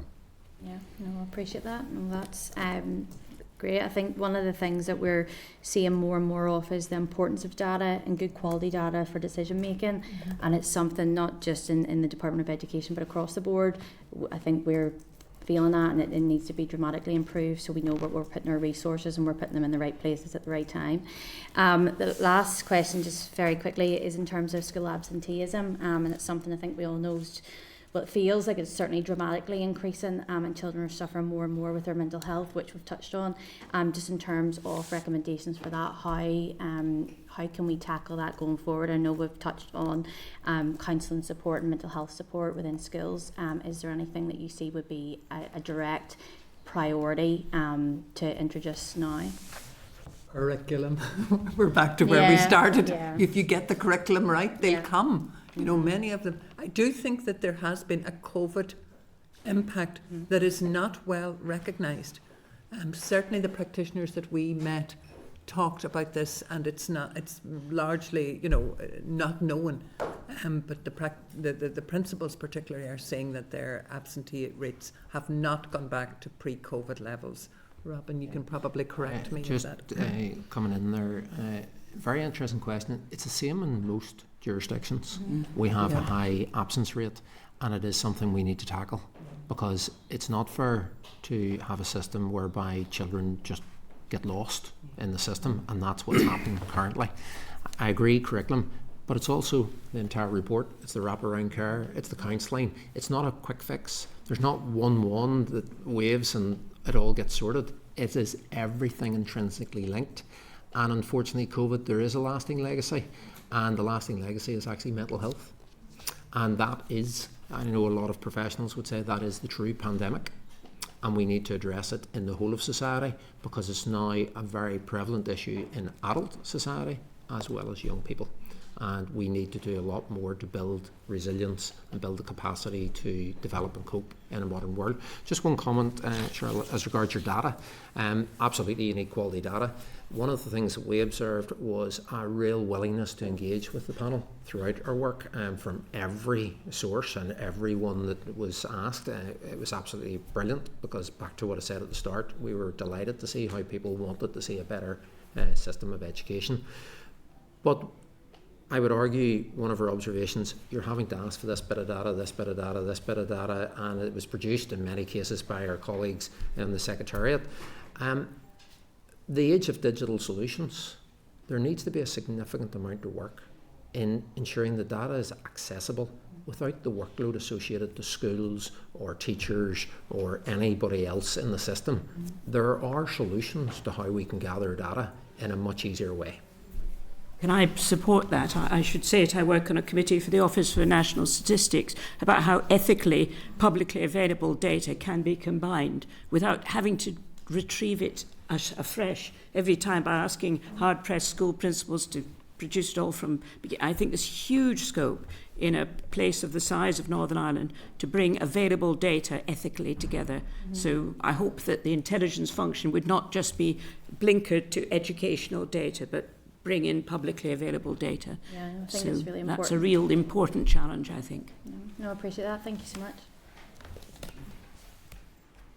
Thanks to all of you for your time today. You've given us a lot of your time, so it is very much appreciated. And I think we will probably now have a think and a reflection on what perhaps we need to focus on for the next two evidence sessions. We may not have as long next time around. There'll be other witnesses attending, so we will have a think as a committee in terms of the areas that we'd like to focus on from your report for the next two evidence sessions. But thank you again for your time. Thank you for travel. Thank you very much. And we will see you soon. Thank you. Thank you. So while the panel make their way out, I don't think there are necessarily any actions arising from that unless anyone has anything in particular, but I do think it might be worth just having a brief consideration. Sorry, Cara? Yeah. I just have a suggestion around. I found today really helpful meeting with the cross meeting with the economy committee. Would it be possible to maybe do one with the health committee around mental health in young people and the role of schools? I'm just mindful we all have a shared agreement about the positivity around happy, healthy minds, and just the general need for early intervention and prevention in our schools. So maybe there's something there.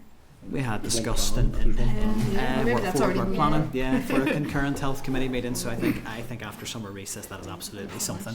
Thank you. Thank you very much. That we will be picking up, and I think the mental health and wellbeing in schools is going to be clearly a part of that. Yes, Danny. No, I just think a lot of that today would feed perfectly into our inquiry and the SEN. It's all there. And I think that's therein lies the challenge with SEN. It almost feels like the independent review just kind of ticked off everything that's been recommended before. We just need to do it. I think one of the takeaways from me, and it really is for further down the line, I think probably our next engagement with the department around SEN, we do need to maybe give them that space to speak about what they're doing in terms of reform, because I'm conscious we've been really focused on the September issue, but we do need to give them that space to really articulate, well, what are they doing to reform the system so that we can scrutinise that. So I mean, I think the recommendations there absolutely feed into that. So yeah, absolutely.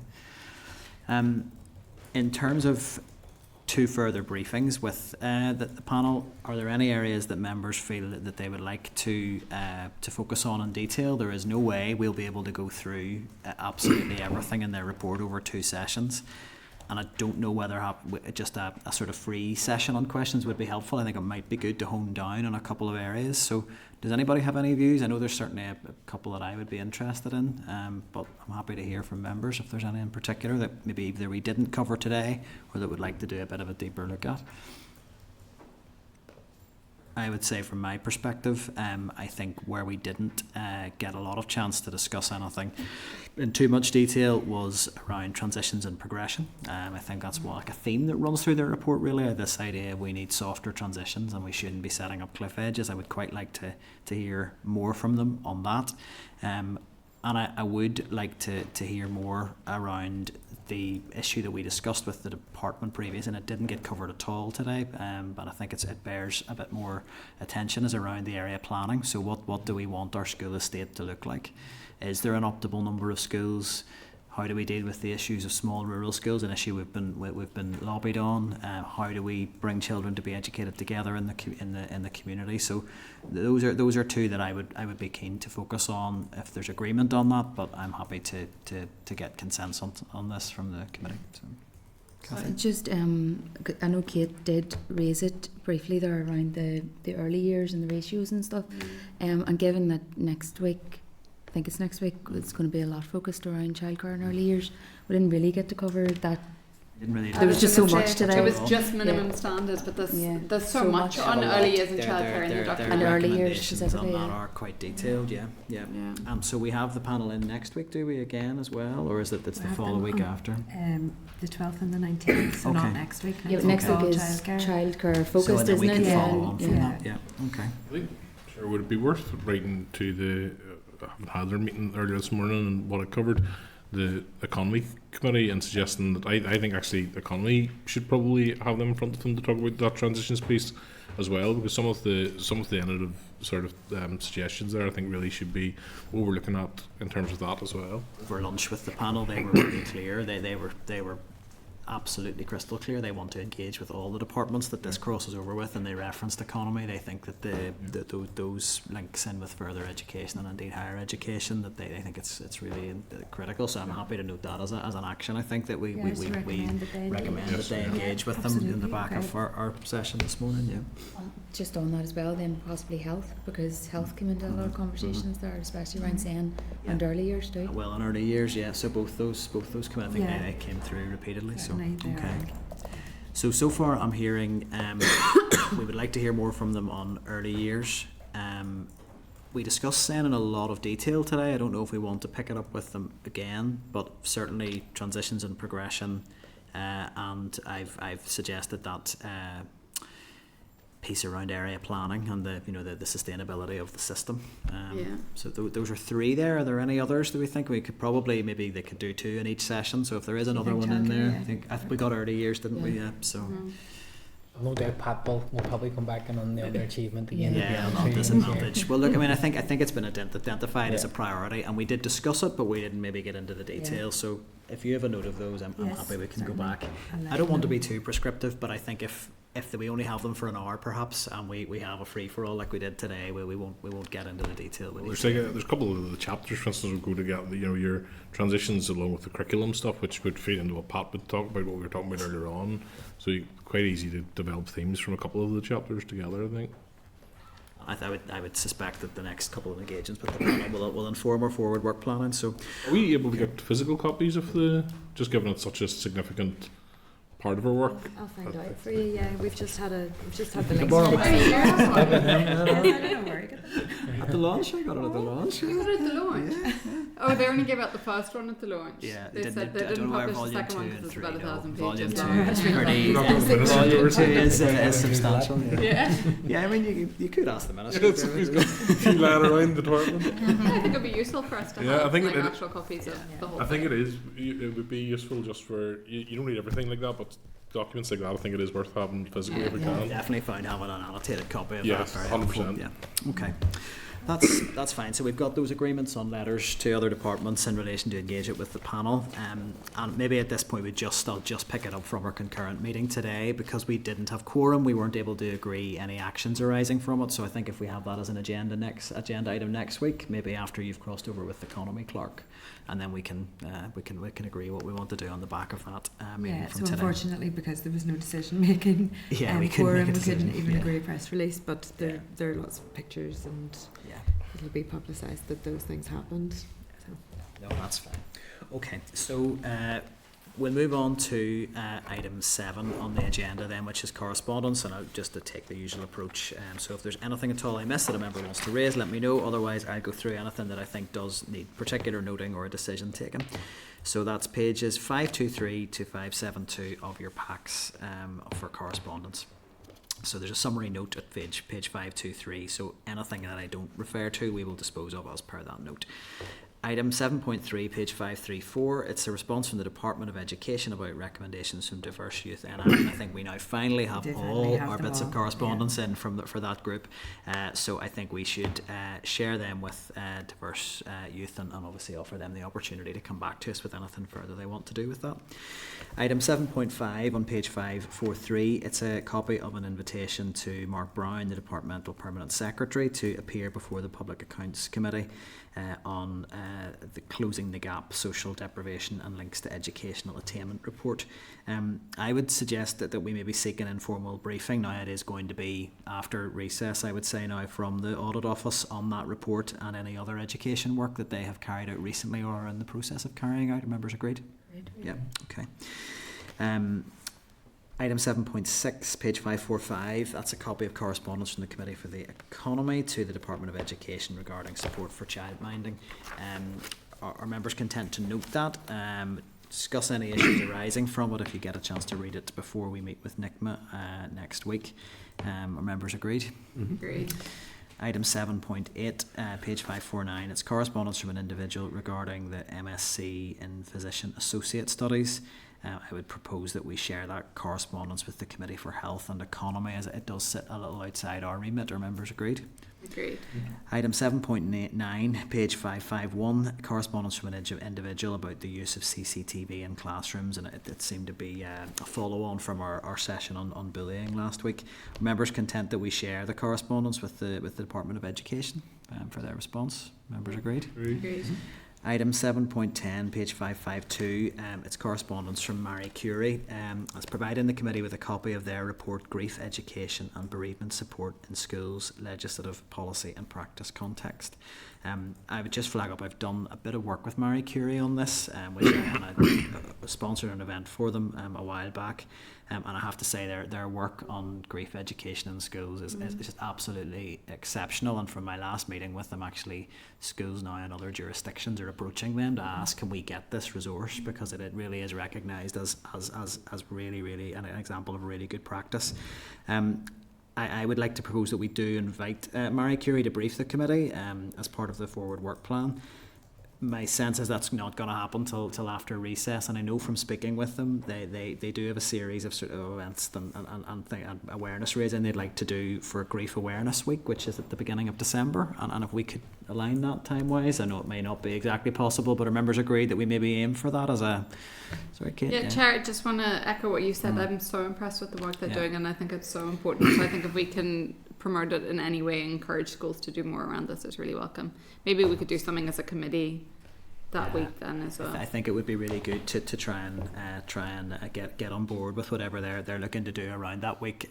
I don't know if anybody got to the event that they ran last year, but we're hearing from young people who have been bereaved and their experience of trying to continue with their education, and just the feeling almost that they were just totally separate from their peers, and that no one knew how to speak to them anymore.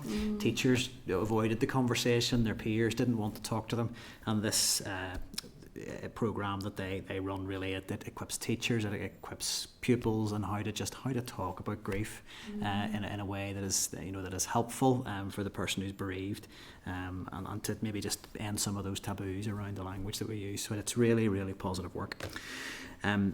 Item 7.11, page 558, that's further correspondence from the Board of Governors of Beach Lawn School, who members you'll recall that they'd contacted us particularly around concerns around which sort of pupil profiles they were being consulted on, and that pupils with moderate learning disabilities, their perception was that they weren't receiving consultations, those pupils weren't being directed to their school. And they really are just emphasising that the correspondence they're now seeking a response to is becoming time critical and urgent. So are members content that we do follow that correspondence up with the EA, I believe it is, Clark, to emphasise the urgency and to seek that urgent response on their behalf? Are members agreed? Yes. Item 7.12, page 561, it's an invitation from Gail Lynn regarding the Scoil Spraga celebration events. I mean, I found that the briefing from Gail Lynn on this really, really helpful, and from other engagements I've had with them. And I think it's really regrettable. It seems that both Department for Communities and Department for Education are not going to formally engage to fund that scheme going forward, which I think is a real disappointment.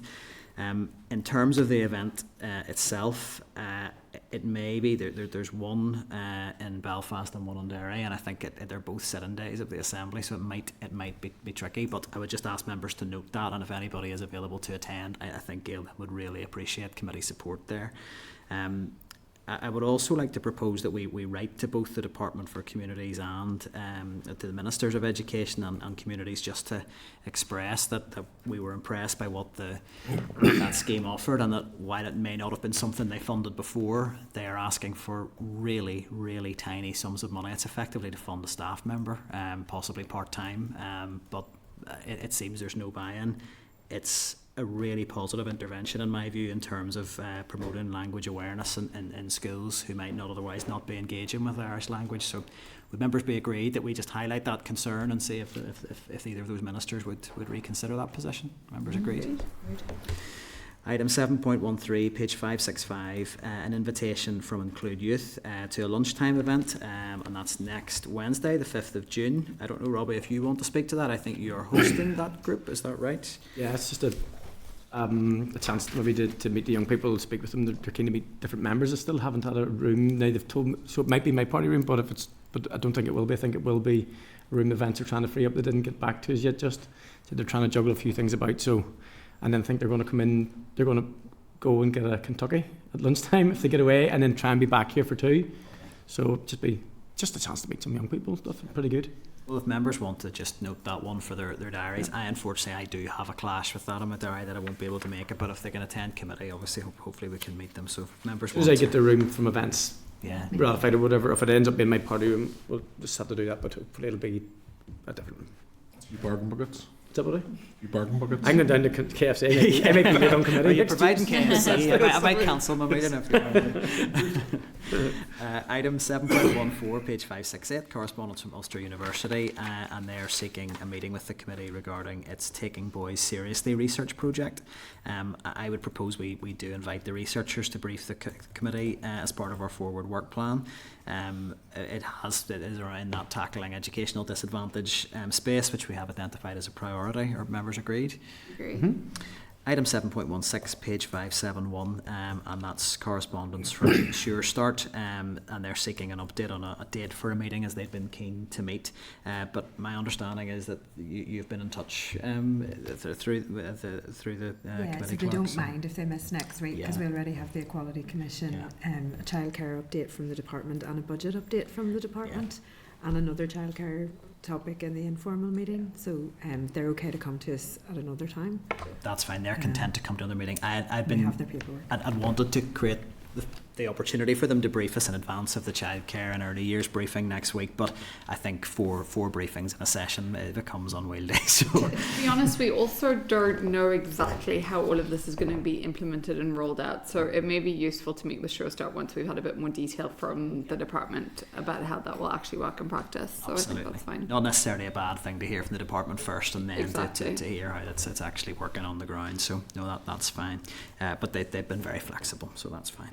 Item 7.17, page 572, invitation to the Queen's University Belfast School of Social Sciences, Education, Social Work to their Think Family Outcomes workshop. It looks like a really interesting workshop, so I would just be proposing that members note that and then RSVP directly if they're able to attend.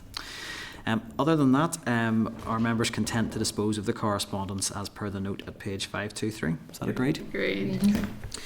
So item 8 then, forward work programme. I don't know if there's much to add to this at this stage, but I'll just, if the committee clerk, one of you want to speak to it initially, if there's anything that you feel needs to be added. Yeah, well, just like I said, so Northern Ireland Childminders Association on the informal meeting on the 4th of June, then the Equality Commission the following day, also the Childcare Strategy update and budget briefing.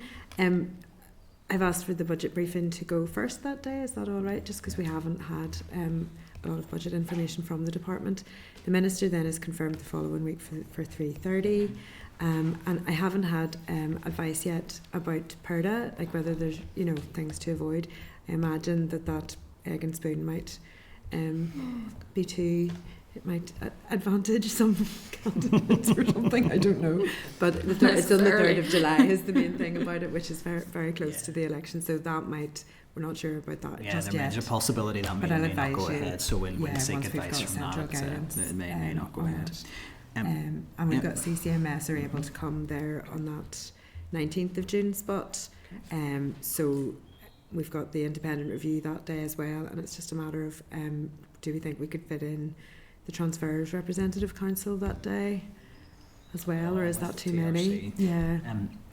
I'm going to suggest I think members' time will be under a fair bit of pressure at that point in June, and I'm going to suggest that we keep our sessions as light as possible. Right. I think between now and recess would be my suggestion. I think it'll just be in everyone's interest. Okay.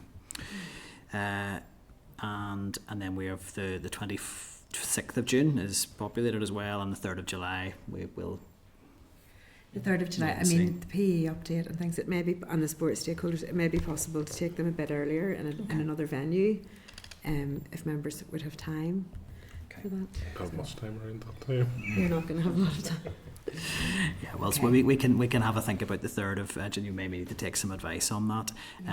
I just wanted to ask, in relation to the 12th of June meeting when we have the Minister here, are members happy as far as possible to come a little before 2? Just I think it was helpful the last time we had the Minister here just to agree some themes so that we're not all tripping over each other to ask the same question, and that we cover everything that we want to.